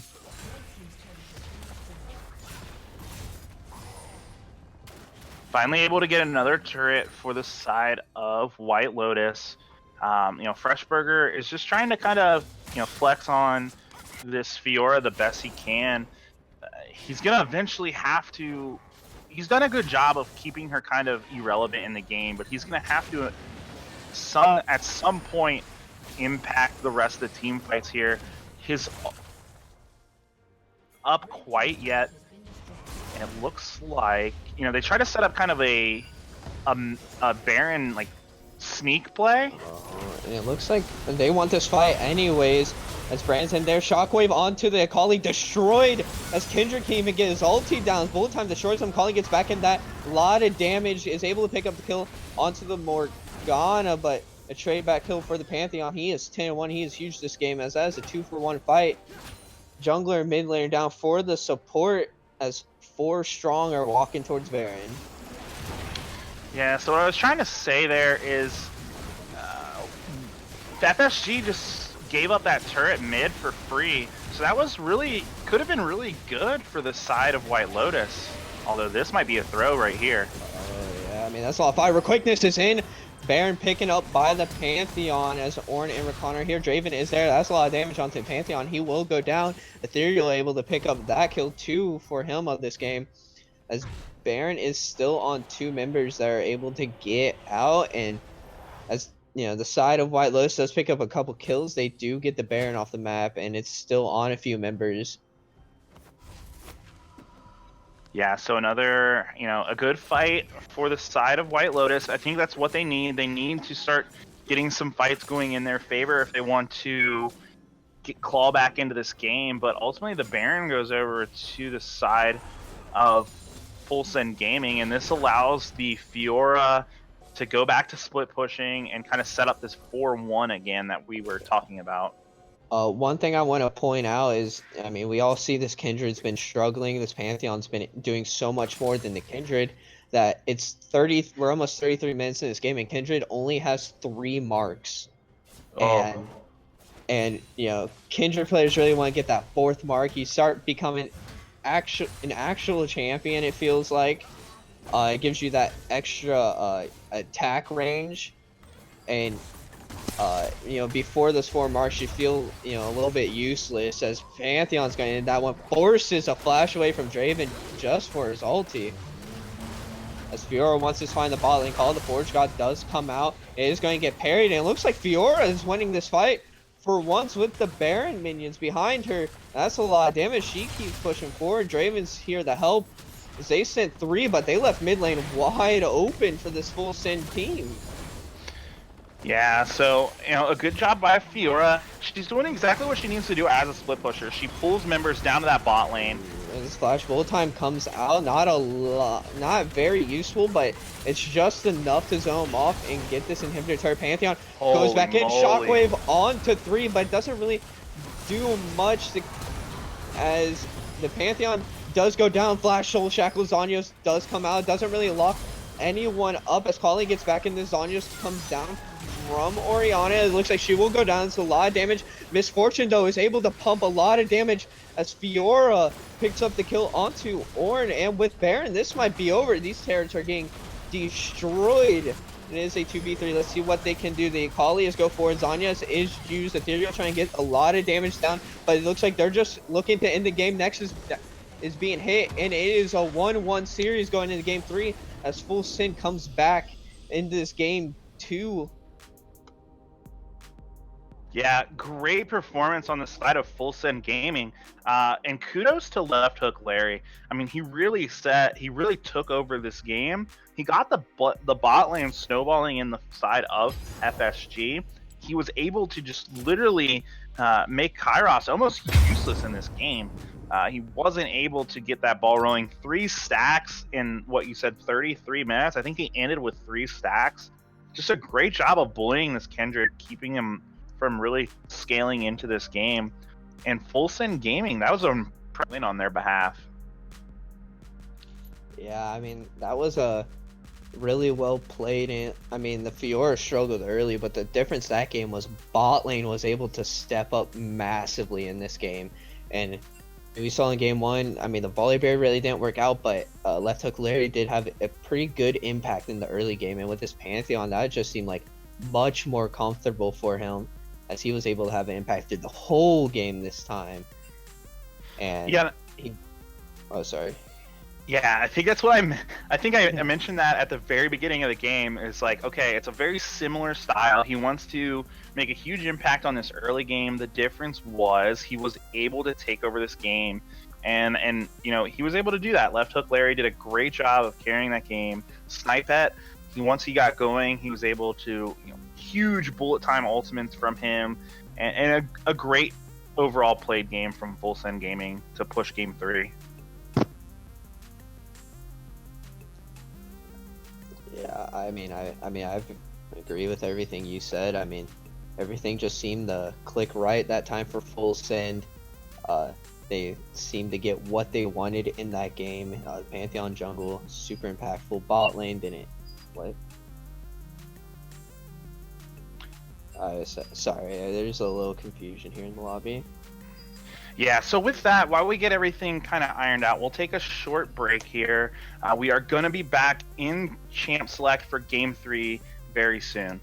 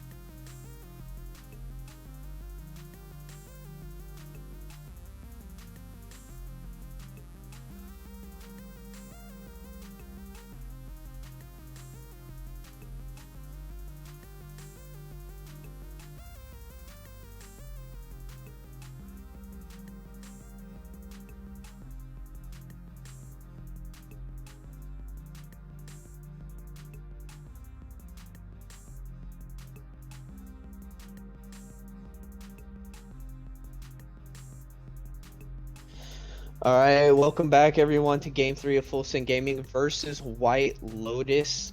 Is a 1-1 series of this best of 3. We're already started pick and ban, as Full Send's going to go ahead and ban the Zaya. Oh, sorry, they decided to change it and ban the Aatrox, as Full Send is on blue side this game. Rengar ban coming out, now the Zaya ban also coming out.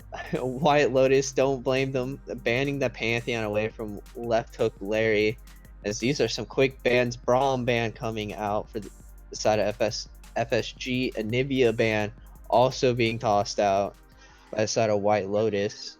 Yeah, so similar bans for the side of White Lotus. They do opt to sub the Tom Kench out for the Pantheon, as Left Hook Larry showed how dominant he can be on that champion here. So it's going to be interesting to see how he's going to be able to, what he's going to be able to play this game, if he's going to look towards more of these early game junglers again. So Yes, Full it's going to be Send. interesting to see here. It looks like Full Send prioritizing the Morgana. Obviously a pretty strong pick in that game, so they wanted to keep that this turn. Yeah, and I really liked the Morgana last game, and I don't blame them for getting that first pick. Alistar is the pickup for White Lotus. Yeah, so a more aggressive...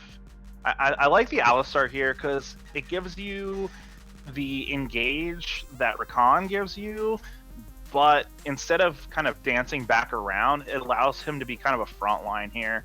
And I think that's going to play towards White Lotus's advantage, because I think I would be surprised not to see Freshburger on a carry this game.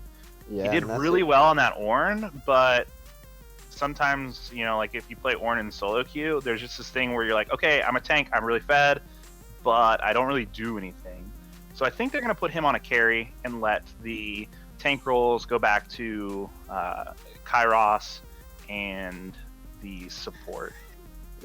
Yeah, White Lotus just going ahead and drafting a huge beefy front line their first rotation, and oh lordy, there's a Sona pick in this game.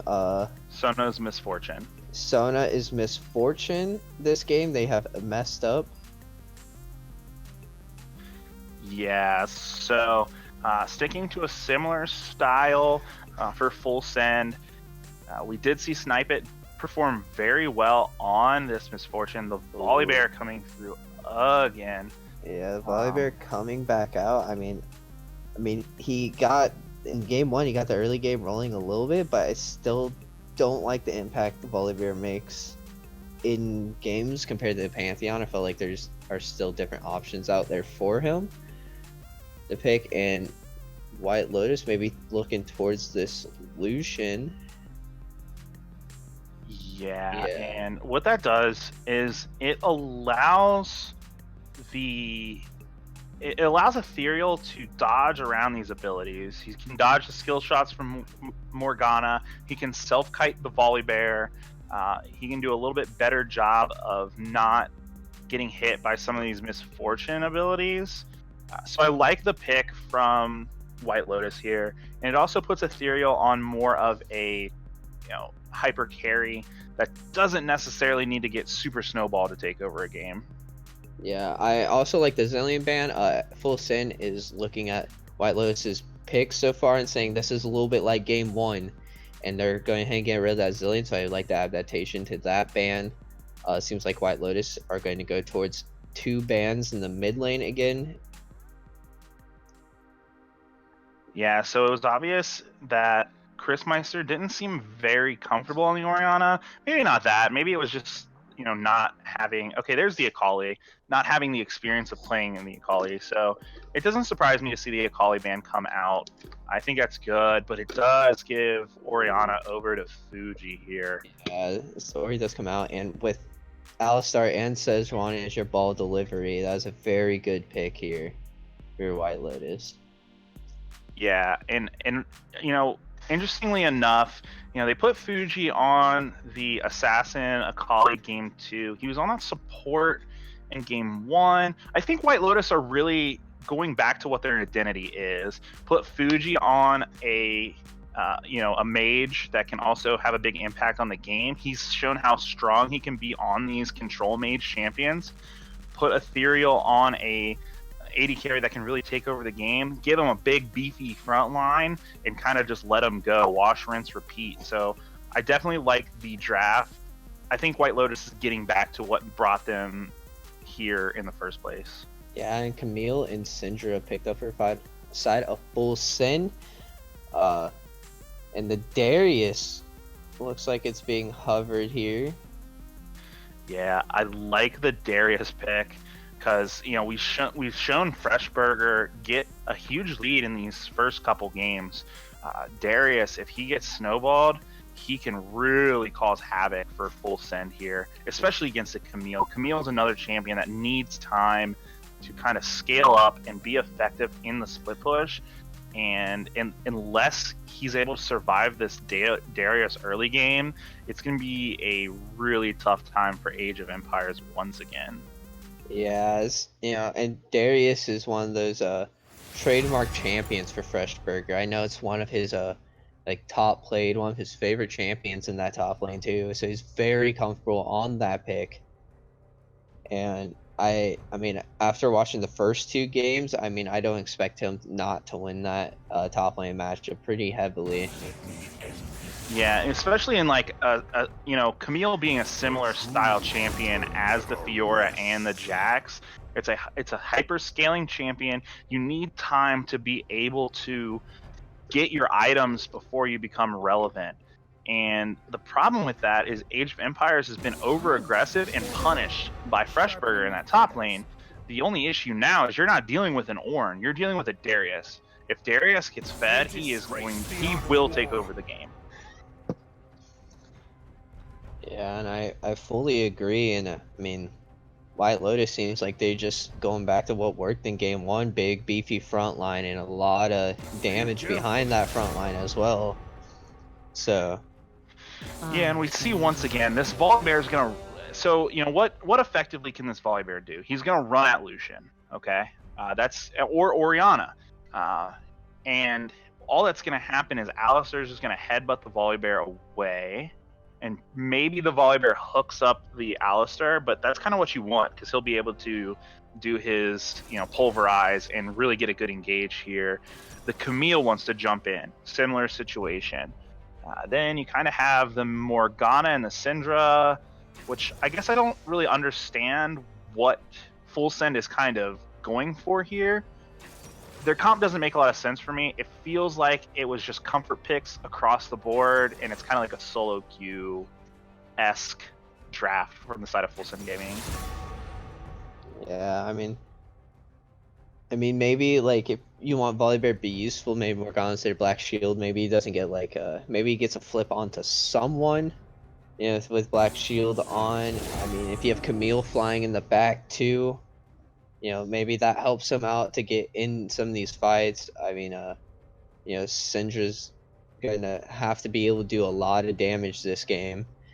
Be able to set this team up a lot with these stuns, some ultis on carries, which is, I feel like, gonna be very hard because that's a huge front line she has to get through to get these carries.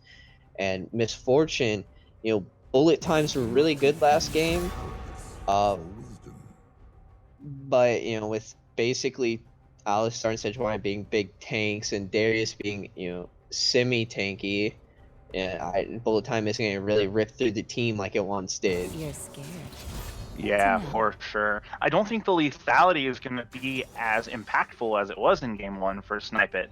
I think it really worked because the only tank that White Lotus had was the Ornn, and most of the time he was trying to deal with the Fiora. So Snipe It was able to get these huge double shots off and chunk them out. I just don't see that happening this game. You have the Alistar that's going to be able to tank up and soak some of that up.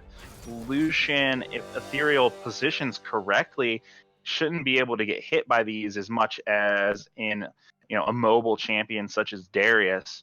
So looking at this game, I'm definitely going to give the draft phase over to White Lotus. I think they have a great front line. Darius has the opportunity to take control of the game. They put their two carry champions on champions that can take over the game. Fuji on Oriana, Ethereal on Lucian, and I just see it's a really well-rounded comp. Yeah, I do have to give Pig Ban this time to White Lotus. In in this game, I just don't see where this damage is going to be really coming from the shutdown the side of White Lotus. And Yeah.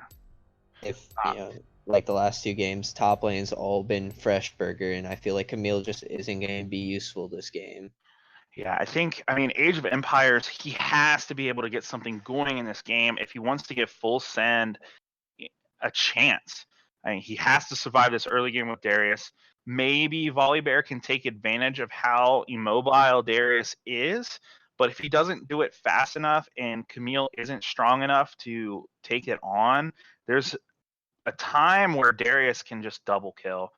So we need to see, in my opinion, we need to see a snowball through the top side of FSG, and we need the Morgana misfortune to not allow this Lucian to get strong in this later game. So if Full Send Gaming isn't able to snowball this early game, I think we'll be able to, provide just a better team fight composition and really be able to take over the game like we saw in game 1. Yeah, I just feel like looking at this draft, we're probably gonna get a repeat of game 1. And, I feel like this game's just gonna be White Lotus. Maybe they were just a little cocky going into game 2 after that really stomp into game 1. And I feel like they're just going back to what they know how to do, the game they want to play with this draft. So I feel really confident in White Lotus in this game. Yeah, I mean, that was the first game that White Lotus really dropped. And, you see Fuji playing Akali, Draven coming through for Ethereal. I think they were having a little bit too much fun. I think they kind of disrespected FSG's talents, as FSG is 2-0 in the first week too. So FSG is not a bad team, as we saw. They were able to claw back in game 2, push this game 3, and I think it really put gave a wake up to White Lotus. Now it'll be interesting to see how White Lotus bounces back, because when you think you are the best team in this league, dominating every opponent, and then you get kind of just pushed in by Full Send Gaming, that can be a huge wake up call for them. So it's gonna be interesting to see them bounce back in this game 3. Yeah, and I'm excited to see this game 3, especially since Full Send is the first team to take a game off White Lotus so far this season. So that if like there's a lot on the line, they're the only 2 undefeated teams left, as Purple Cobras lost yesterday to RDE. So whoever wins this is on top of the standings for the season right now. Currently, I know it just started, but it could be a statement for later. And yeah, so with that, we are going to take a small break here from our ad, and we will join you guys on the Rift for this game 3 matchup between Full Send Gaming and White Lotus. My name is GXPC in Decorah, Iowa. Games XP is a geek paradise. We carry everything from Pong and Atari all the way to Xbox One and PS4, and all the games that would go with those consoles as well. We also carry a ton of movies. We have handheld games. We have Magic the Gathering, Yu-Gi-Oh!, Pokemon. We have D&D and Pathfinder. We carry Warhammer 40K. We have a vintage Star Wars selection. This place is great. My wife and I have had 6 kids, and they are so much fun to work with here at the store. They run the store as much as I do. And we now repair cell phones, game consoles, computers, and small electronics. Our store is instant fun. Not only is there cool music and cool stuff to look at, but we have a game room that is so much fun. It's free to play, and you just plug in your game system and enjoy life. The Game XP motto is bringing joy to people's lives through our products, people, and a place to play. So you have got to come to Decorah, Iowa and check out Games XP and experience this geek gaming paradise.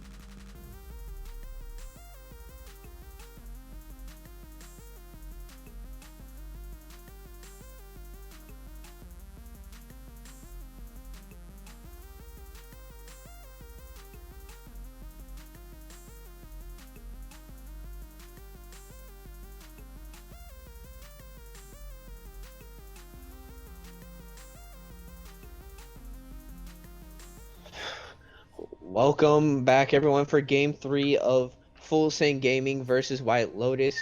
The series is 1-1 in this best of 3. If you missed it, White Lotus won Game 1 and Full Send won Game 2. A lot of pings coming out on the map. Looks like both teams are just 5-pointing in this Game 3. Yeah, the early games have been kind of interesting the first two games. I think the early game has went to full send both times, and game 1 they were able to bounce back from it. Game 2, the Pantheon left hook Larry was just able to take over the game. So I think White Lotus just wants to 5-point, not do anything too kooky, and just get some standard starts going. Yeah, I don't. Maybe there's not. Since this is Game 3. I feel like there's a statement to be said between both these teams being the only two undefeated teams left. So one of these teams have to lose in this game, and maybe the early game's a little more not as hectic. Whoa. So you don't disrespect my boys. Schism's still undefeated. Oh wait, are they? Yeah, they're in game 3 right now with RDE, but they are still undefeated. They went 2-0 week 1 too with 0 Alright, never bans. mind. I forgot. Never mind. Schism's undefeated. I forgot. I lied. I forget everything I've ever said. Yeah, man. Come on, do Both your junglers- research. Both junglers are starting bot this game. That's another different start from left hook Larry's. He starts somewhere different every game, basically. Yeah, unpredictable pathing from him, and sometimes that's nice there, because if you're not able to track the jungler, it kind of makes things difficult. Being unpredictable can sometimes be really nice, or sometimes you have a level 2 gank and it kind of this level 1's already not looking good for Camille. I mean, she hasn't been able to touch the wave yet, and that's a lot of damage out of this. Oh, that's a nice flash. The cleanse does come out. Ignite is down, and it looks like that's first blood for the Chris again in this mid lane. Yeah, speaking of level 2 ganks, we do see the Volibear going in, flash in. I'm not sure. I'd have to watch that replay, but I think the cleanse came in a little early. Did Syndra hit her stun? No, I know she didn't. I think Syndra went W second. I think that was just the knockback. She cleansed late. Combat does come down. It's a lot of damage coming to the Misfortune. Yeah, I think he cleansed the roar slow, but unfortunately it really didn't help her in that situation, as the first blood does go over to Orianna, or I'm sorry, it goes over to Syndra. Yeah, I know. Oh, Fresh Burger getting a lot of damage, just bullying this Camille around early, as she already has no flash. Blew that level 2. Yeah, and that's kind of the lane we kind of predicted to watch, is Freshberger has been dominant these first 2 games. Picked a champion that he can really take over a game on. So we're going to keep our eyes up there and see if this Camille can really... What she needs to do is survive, get as much farm as she can, and just don't allow Freshberger to snowball. Yeah, and I mean, he's already up a considerable amount of CS. I mean, Camille's already gone through all of her pots really early, but Volibear is here in this top side. Hook shot does connect. It does get the shield as Darius is running away. Maybe try and turn, get a kill onto the Camille, but he is flipped and knocked back, and he seems to actually be doing a decent amount of damage back. That's a lot of health back, and the hook shot, nice flash from Freshberger. See my gal, this one, there is a fight bot lane. Knight was used on the Alistar. A lot of damage does come down. Bot lane goes really low, but on the top side, Freshberger was able to get out of that gank, and that was really impressive by him. That's just understanding what his champion can do and being able to get out of that situation. Yeah, really great job by Freshberger there. He absorbed that gank, doesn't die for it, able to back, get to lane, and continue to CS here. Oh, that's a good flash combo. Sejuani is here, but that's a nice black shield to go down, but Morgana might pay for her life. No, as she flashes away. And oh, the binding does and a lot of damage coming back onto the Sejuani. Was super low. But Kairos did end up getting all the rest of the summoners out from Full Sin's bot lane, so might be able to regank. Volibear is here. Smite comes down. The Hove and Headbutt to get him the way, and they will just be able to walk out safely of that bot lane.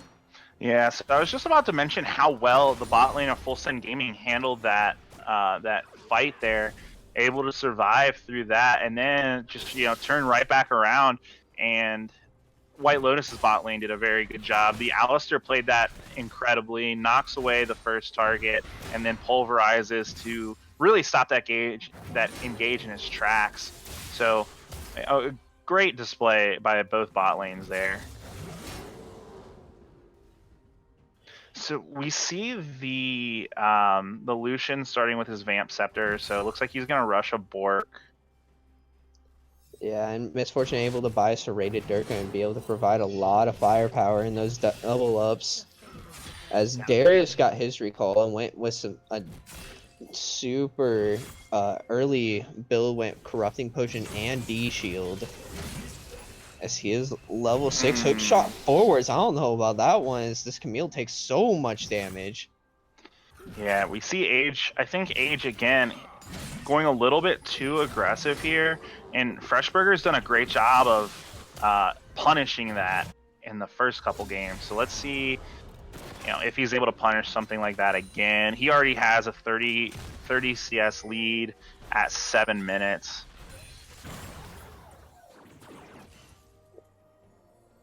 Yeah, I mean, it's a 200 gold lead so far for White Lotus. Suicide Full Sin, they got the first one, that mid lane, so I mean, the rest of that's just Freshberger's lead, basically, top lane. So, I mean, yes, is basically even everywhere else, but here's another gank top lane. Ulti does come down from the Camille to flip over. They might be able to get him this time. He's used Flashless as Camille picks one up for herself. And good job from Camille. See, that was the difference in the first fight and the second fight, is the Camille had the ultimate. And honestly, good job from Age for not dying until that was able to happen. Because, at this point, if she can catch back up and farm, the Volibear can continue to do this. There's not much Darius can do. If you go in, you get the ultimate cage from the Camille, the flip from Volibear. Darius... And unless he just starts pumping out insane damage, there's not a lot he can do to counter that right now.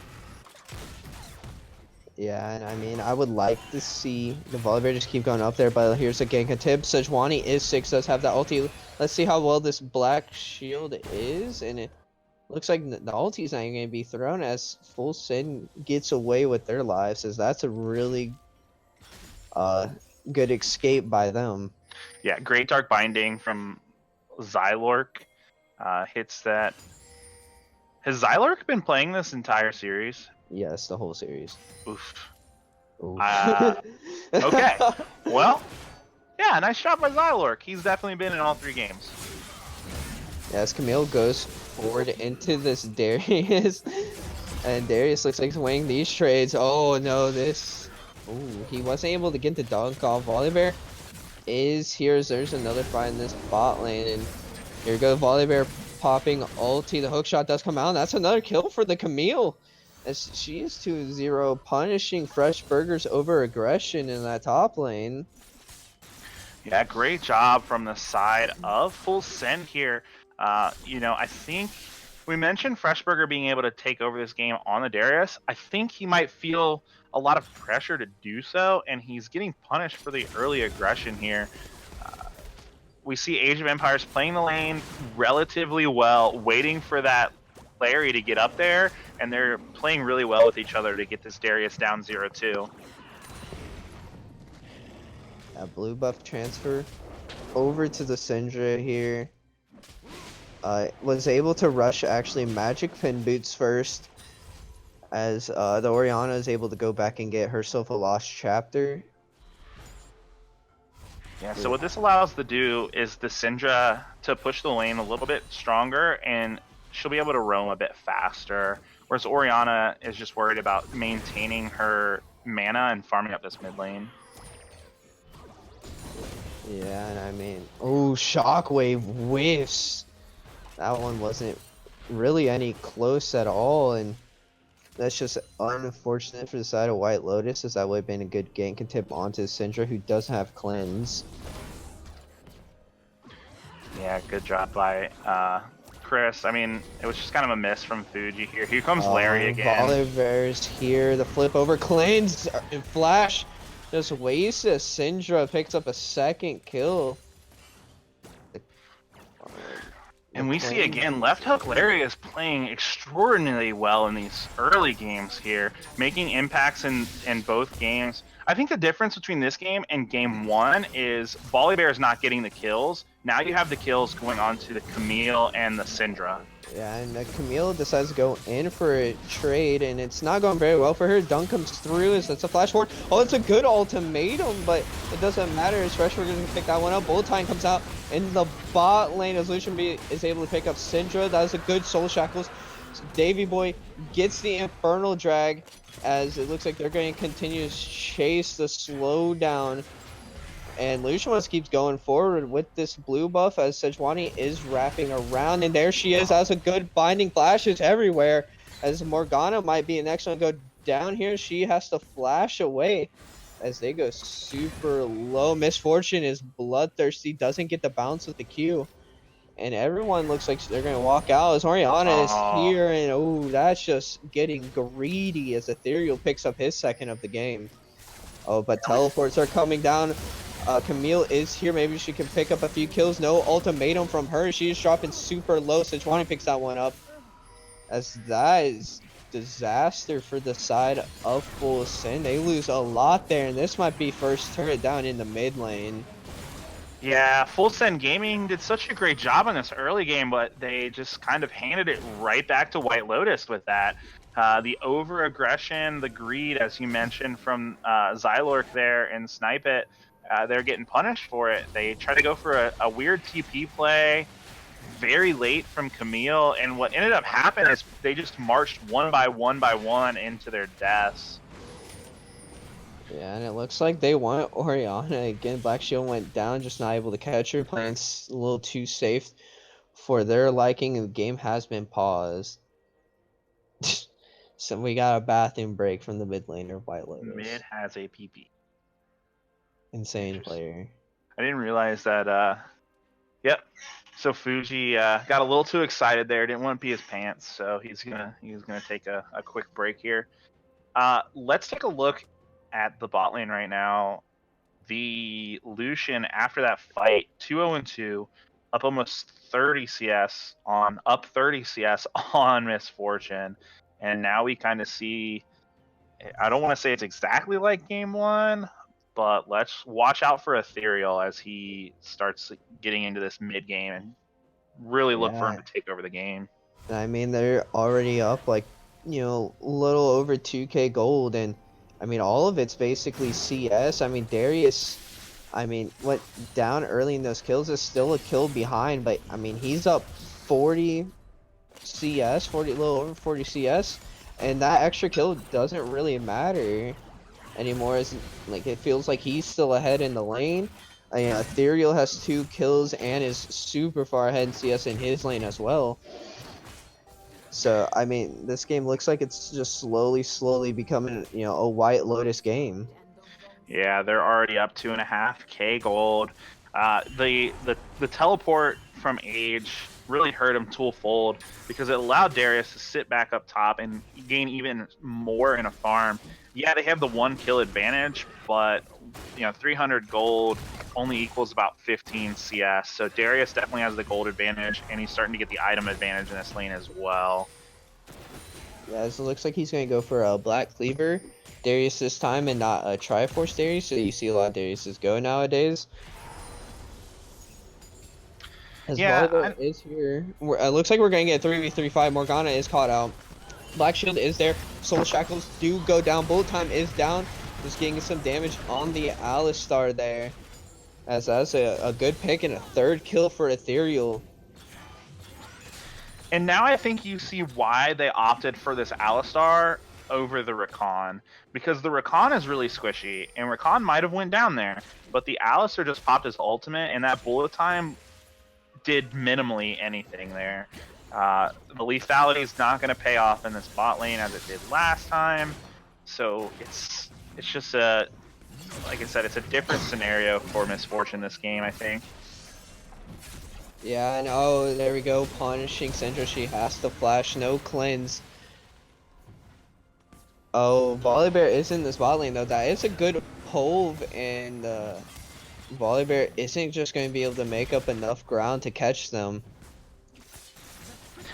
Yeah, and unfortunately, like, if you just watch this Darius now, he's playing with no fear. Even though he died twice, another shockwave whiff from Fuji. But even though he's died twice, he's not respecting them at all. He's just still pushing the lane in, providing turret damage, and he's so strong. He might flame Horizon him this game. Yeah, and I mean, you could say it's aggression, but I think it's just good play for Freshburger. I mean, they knew the Volibear's boss side. He knew he couldn't get punished. And Davies up there with him as well, so if anyone roams, he does have some backup with him.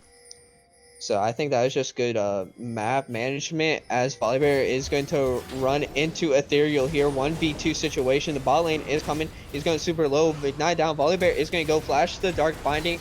They're trying to get in, and this is another kill for Ethereal's Misfortune trying to pace. Orianna is here, and this is just overstaying and over chasing by the side of Full Sin as Ethereal picks up his 5th kill of the game.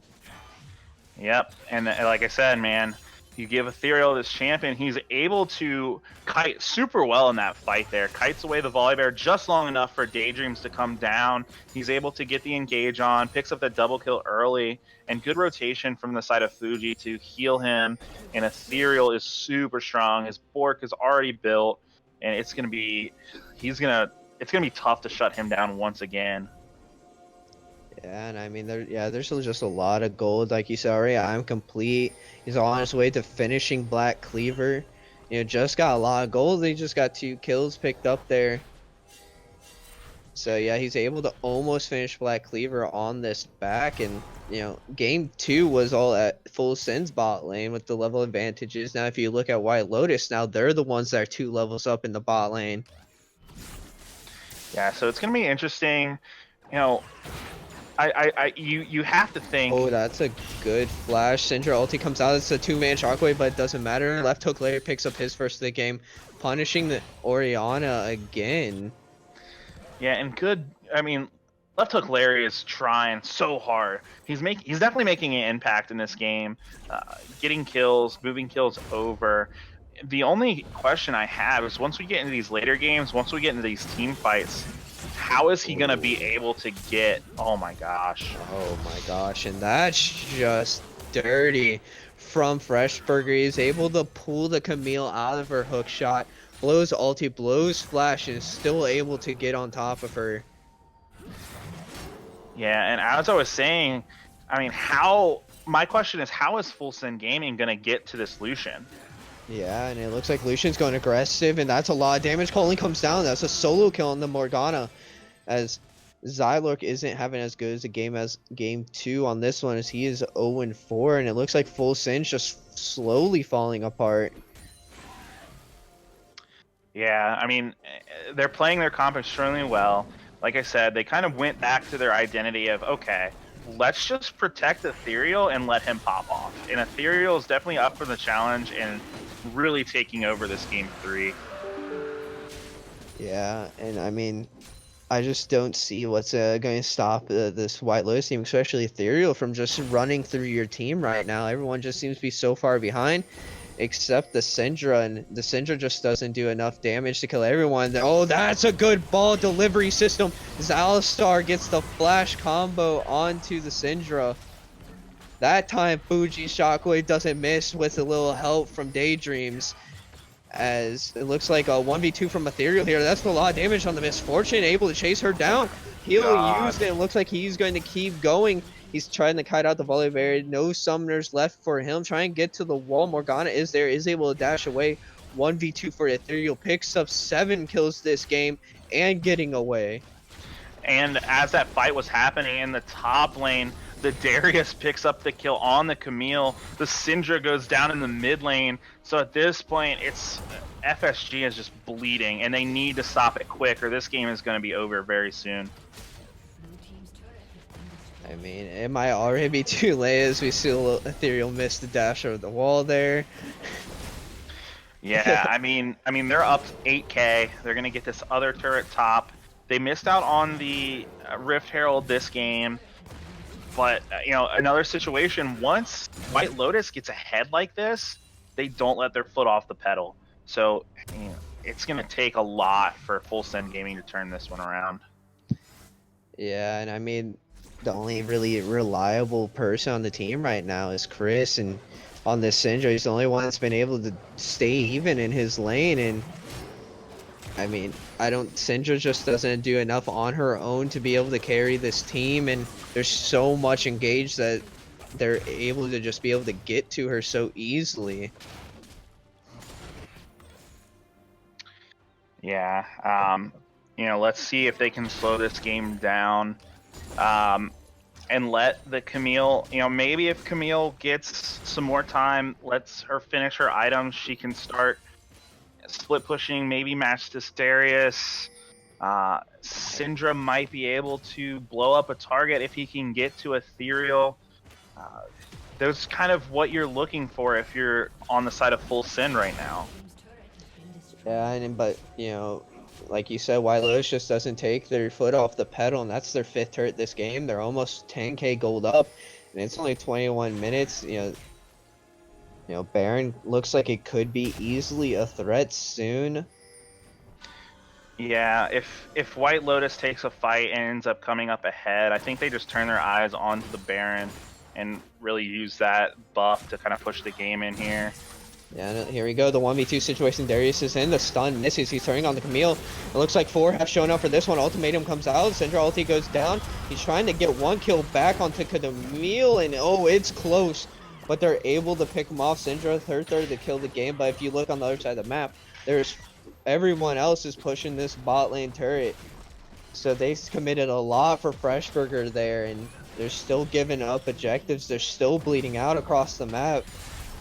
Yeah, it's kind of a desperation move on the side of Full Send. They have to do something about Freshburger. Camille's not able to handle him by himself. Even with 2 people, I think the Darius wins that. So they have to commit almost their entire team to take him down. They get the kill, but they lose another turret on that play there. It's, you know, like I said, at this point in the game, they're just going to do the same thing over and over. They're going to send Freshburger into a lane by himself. He has teleport. I'd be surprised if he doesn't go into this bot lane now, and they just look and pressure Baron at this point. Yeah, no, that's a large chunk on damage onto Xylork.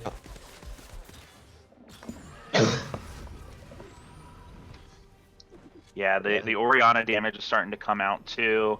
Fuji's gotten to a point where he can do a lot of damage. The thing is too, one good shockwave, this game's over.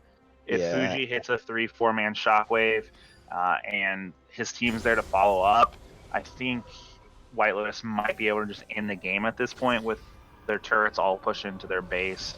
So we need to keep an Yeah. eye on that as well. Yeah, and I mean, Ethereal's already 2 items, 2.5. We're working on that Essence Reaver there. He has a Night Spout on top of it, so he's even a little more tankier. That front line for White Lotus is just getting beefier and beefier. Oriana's finished her second item. She just finished Morella Namicon, and she's getting big. The Darius is huge. I mean, this White Lotus team is just looking harder and harder to beat in this game.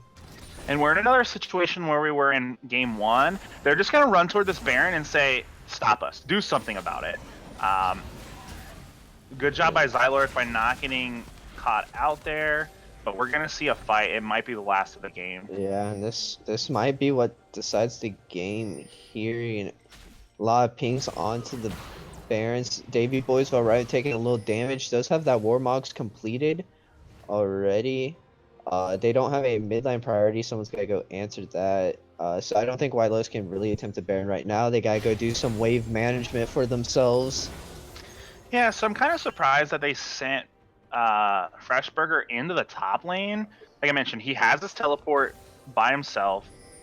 The lane was pushing towards him.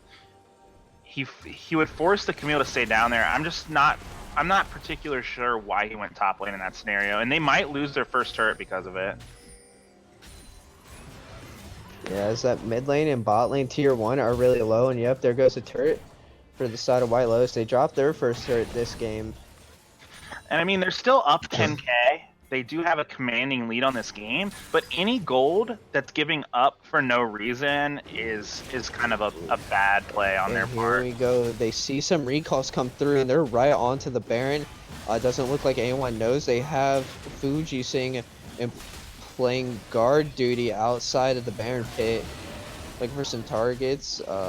You see some people coming, but no one's really responding. I don't think they know this Baron's happening. Finally, Oracle comes down, and they are starting to converge here. That's a good shockwave for a little bit of damage, but flash away from Fuji, and it looks like they're not finishing the Baron. Teleport does come down. It looks like we're going to have a fight here. Camille, oh, Sedge ulti misses. Darius is on the Camille here on the side. Ethereal goes aggressive on the Syndra, and Syndra goes down. Morgan is next, and that is really good plays. It looks like Camille is going back in, whiffs hookshot, and she's going to go down. Double kill for Ethereal, 9 kill for him this game.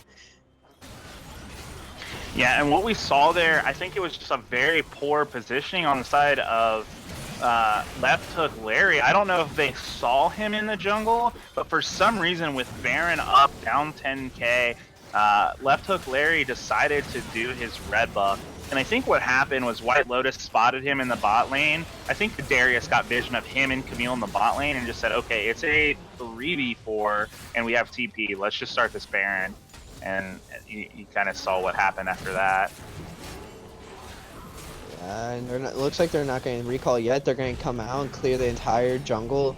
And Vision from Full Sin here, getting all control of that top side of the map. Yeah, for sure. They take all the jungle away from left hook Larry. They're just, they're just slowly strangling out Full Sin Gaming at this point. They'll probably pick up this third Drake here. It's just another free objective. They don't really have to force anything here. They have the lead. They have the pressure. The ball is really on Full Sin's court to try to make some sort of desperation play. What I would like to see from the side of White Lotus is to get some more vision aggressively into Full Sin's jungle. If they can make some better plays in the jungle and picks and so on and so forth. Yeah, and it looks like they're trying to do that. It looks like Kairos is trying to get some vision here. Darius is mid lane pushing all by himself with that Baron buff, and Ethereal's going ahead and get that bot lane pushing. It looks like they're just going to ignore Dragon. They want to end this game quick. Yeah, at this point, I mean, what's another Ocean Drake at this point? They're up a ton of gold. They have Baron buff. They're not going to waste time doing the Drake with the Baron buff. They're just going to let the Baron minions do work and look to end this game. Yeah, and here we go. Looks like we're going to be 1-4ing here. Darius by himself. the side of Full Sin's going to have to make a lot of tough decisions here as Darius going aggressive on Camille. 3-level advantage, and that's a lot of damage down. Yeah, and they just reset here. They're kind of bouncing just between. Yeah. Okay, here we go. Oh, here we go. Morgana goes down early. Bullet time is coming through across a lot of people. Volibear is able to get to the Ethereal. Ethereal goes down, but Darius is still alive, creating havoc as he is all over the place. That's a good stun away from Syndra, but look at that lifesteal as Fuji is able to pick up 2, pick up 3, triple kill for White Lotus on that Fuji on that Orianna. As White Lotus, it looks like they're going to take this series 2-1.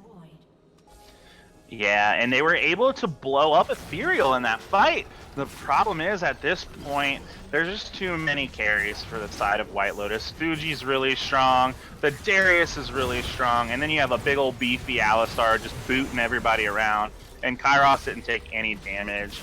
Well played series for the side of White Lotus. As the Nexus goes down, they move to 3-0 so far on the season.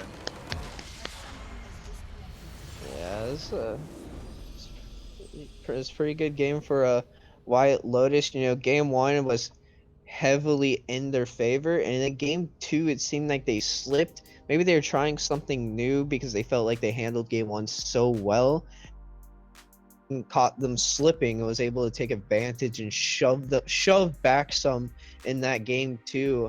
And then White Lotus, you know, realized, you know, they can't mess around like that. And in this game 3 just went back to what they were comfortable with, what they knew, and were able to just punch back a little harder this time for that finishing blow in game 3.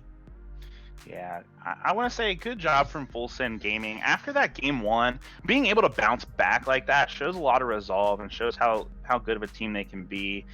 But at the end of the day, I think White Lotus realized what happened in game 2, rethought their strategy, and really put a really good comp together and was able to just dominate game 3 as we were used to seeing on their side.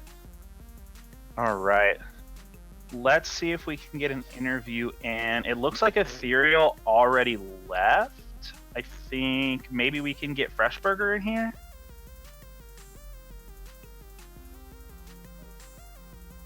Hello? Oh, you pulled me. Yes. All Welcome. right. Welcome to the caster booth here. So we are here. We are joined by the top laner for White Lotus, Freshburger. Very good series by you guys. First thing I want to ask, kind of take me through what happened in game 2. What were you guys thinking in game 2 with the draft, or was it just kind of like, did you guys just underestimate them, or what happened? The plan in the draft was just to pick a really dominant AD carry early to mid game, and just since they banned out Aatrox, we didn't really want to have to go to another carry top, so we went to a carry jungle instead, and we figured, you know, we could just make some TP plays with the Ornn, cash in the Draven, and it never happened. So the game plan of have Draven Snow no effect, and the Pantheon just dominated the jungle, to be honest. Didn't work out very well for us. Yeah, that early game, the Pantheon really took over. Like, he did a really good job. We've been noticed, like, okay, so he picked the Volibear, he picked the Pantheon, went back to the Volibear. It seemed like all he could really do is, like, the early game jungle? I mean, what did you guys think of the Volibear pick? I mean, it's not bad. It can definitely harass solo lanes very well, but once you get to team fighting, his role is extremely limited. So he was able to pick up a lead for the Camille. He was able to get first blood on our mid, but the solo laners didn't really turn it into anything, and the Volibear stopped being effective after a while. Yeah, I think we definitely saw that there. I don't think it's the jungler's fault, really. It's just Volibear as a champion isn't I agree. very effective. If we could pick like an MVP for the side of FSG that game, I think Left Hook Larry would have gotten it, especially after game 2. I don't know. What do you think, Escander? Yeah, I felt like the Volibear was just impactful early, and I just think that it wasn't. I think Left Hook Larry in about like the first 10 minutes every game was definitely the better jungler, And it was just champions. Like the Sejuani is definitely way more impactful than Volibear going later into the game, and he just wasn't really impactful to do anything. But you know that the Pantheon game, he was able to control and dominate the game. So I definitely think it has to do with the champion and not the player. Yeah, so guys, with that win, we did just get some news in general chat, but you guys moved to 3-0 on the season. Yep. First place, so that's good for you guys. What? No. What? Yeah. I didn't want to spoil it to the stream, but you guys are looking good on the season, starting 3-0. You have a tough matchup with Schism next week. What other teams are you looking forward to facing in this series? I think the two teams that we were looking at were Schism and Purple Cobras, but RDE has been looking pretty good again recently, so I'm looking forward to our rematch with them the most, I think. Wow, it's surprising. It's like they actually put a top laner up a top lane. Something like that. I don't have to play that trash ass role anymore. Alright, look, man. Dude, you even Just said don't yourself the pick role's Malphite. useless. Hey, did I look useless? Dude, hey, listen, I ain't touching a role again, dude. I'll leave Malphite playing to other people. Yeah, but most people that main top aren't picking Malphite right now, so. Dude, hey, I don't know what I'm doing up there. Hey, you played great today, dog. So congratulations on your win. Do you have any more questions for him? No, not really. I mean, it just seemed I know Ethereal popped off in your guys' both your wins that game, your game 1, game 3, but it seemed like you were definitely like the rock to the team. You were the most consistent player. I felt like through 3 games, even the loss, you were the one dominating your lane. Hey, top lane kingdom, that's all I have to say. So I'm just waiting for somebody to come along and challenge the throne. So yeah, congratulations on your win. Thank You you. played great. So you're doing a really good job so far. Definitely probably top 2 in the role from what I've seen so far. So Wait, who's the other one? Who am I looking out for here? the Purple Cobra's top player Cinco, when he actually Okay. decides to show up for his games, I suppose. But I look that's forward to what I playing him then. all right, I look forward to that game. I hope I cast that game too. So congratulations on your win. Congratulations being 3-0, and looking forward to your next match. Alright, thank you. All right, you're welcome, dog. All right. All right, everyone, that is it for the stream. Please like, subscribe, follow, donate to the channel. It helps us continue to stream, make the stream better. Everyone that's involved, I don't know who won. Like, RDE has also decided to actually make a roster, and their mid laners show up finally to games. So they have beat Schism 2-1, so they're now 2-2, and they've beaten Purple Cobras and Schism this week. So they're a pretty scary team to watch out for, I feel like, when we're not trolling in the first week. So that's an update for everyone, if you cared about that game at all. But thank you everyone for watching this game. Thank you for coming and supporting us. Thank you, Evolve, for casting with me. It was a great pleasure doing it with you. Do you have anything to say? No, thanks again for tuning in, guys. I am Sleepy Boy, so I'm gonna go to bed. All right, bye everyone. Thank you for coming out tonight. See you next time.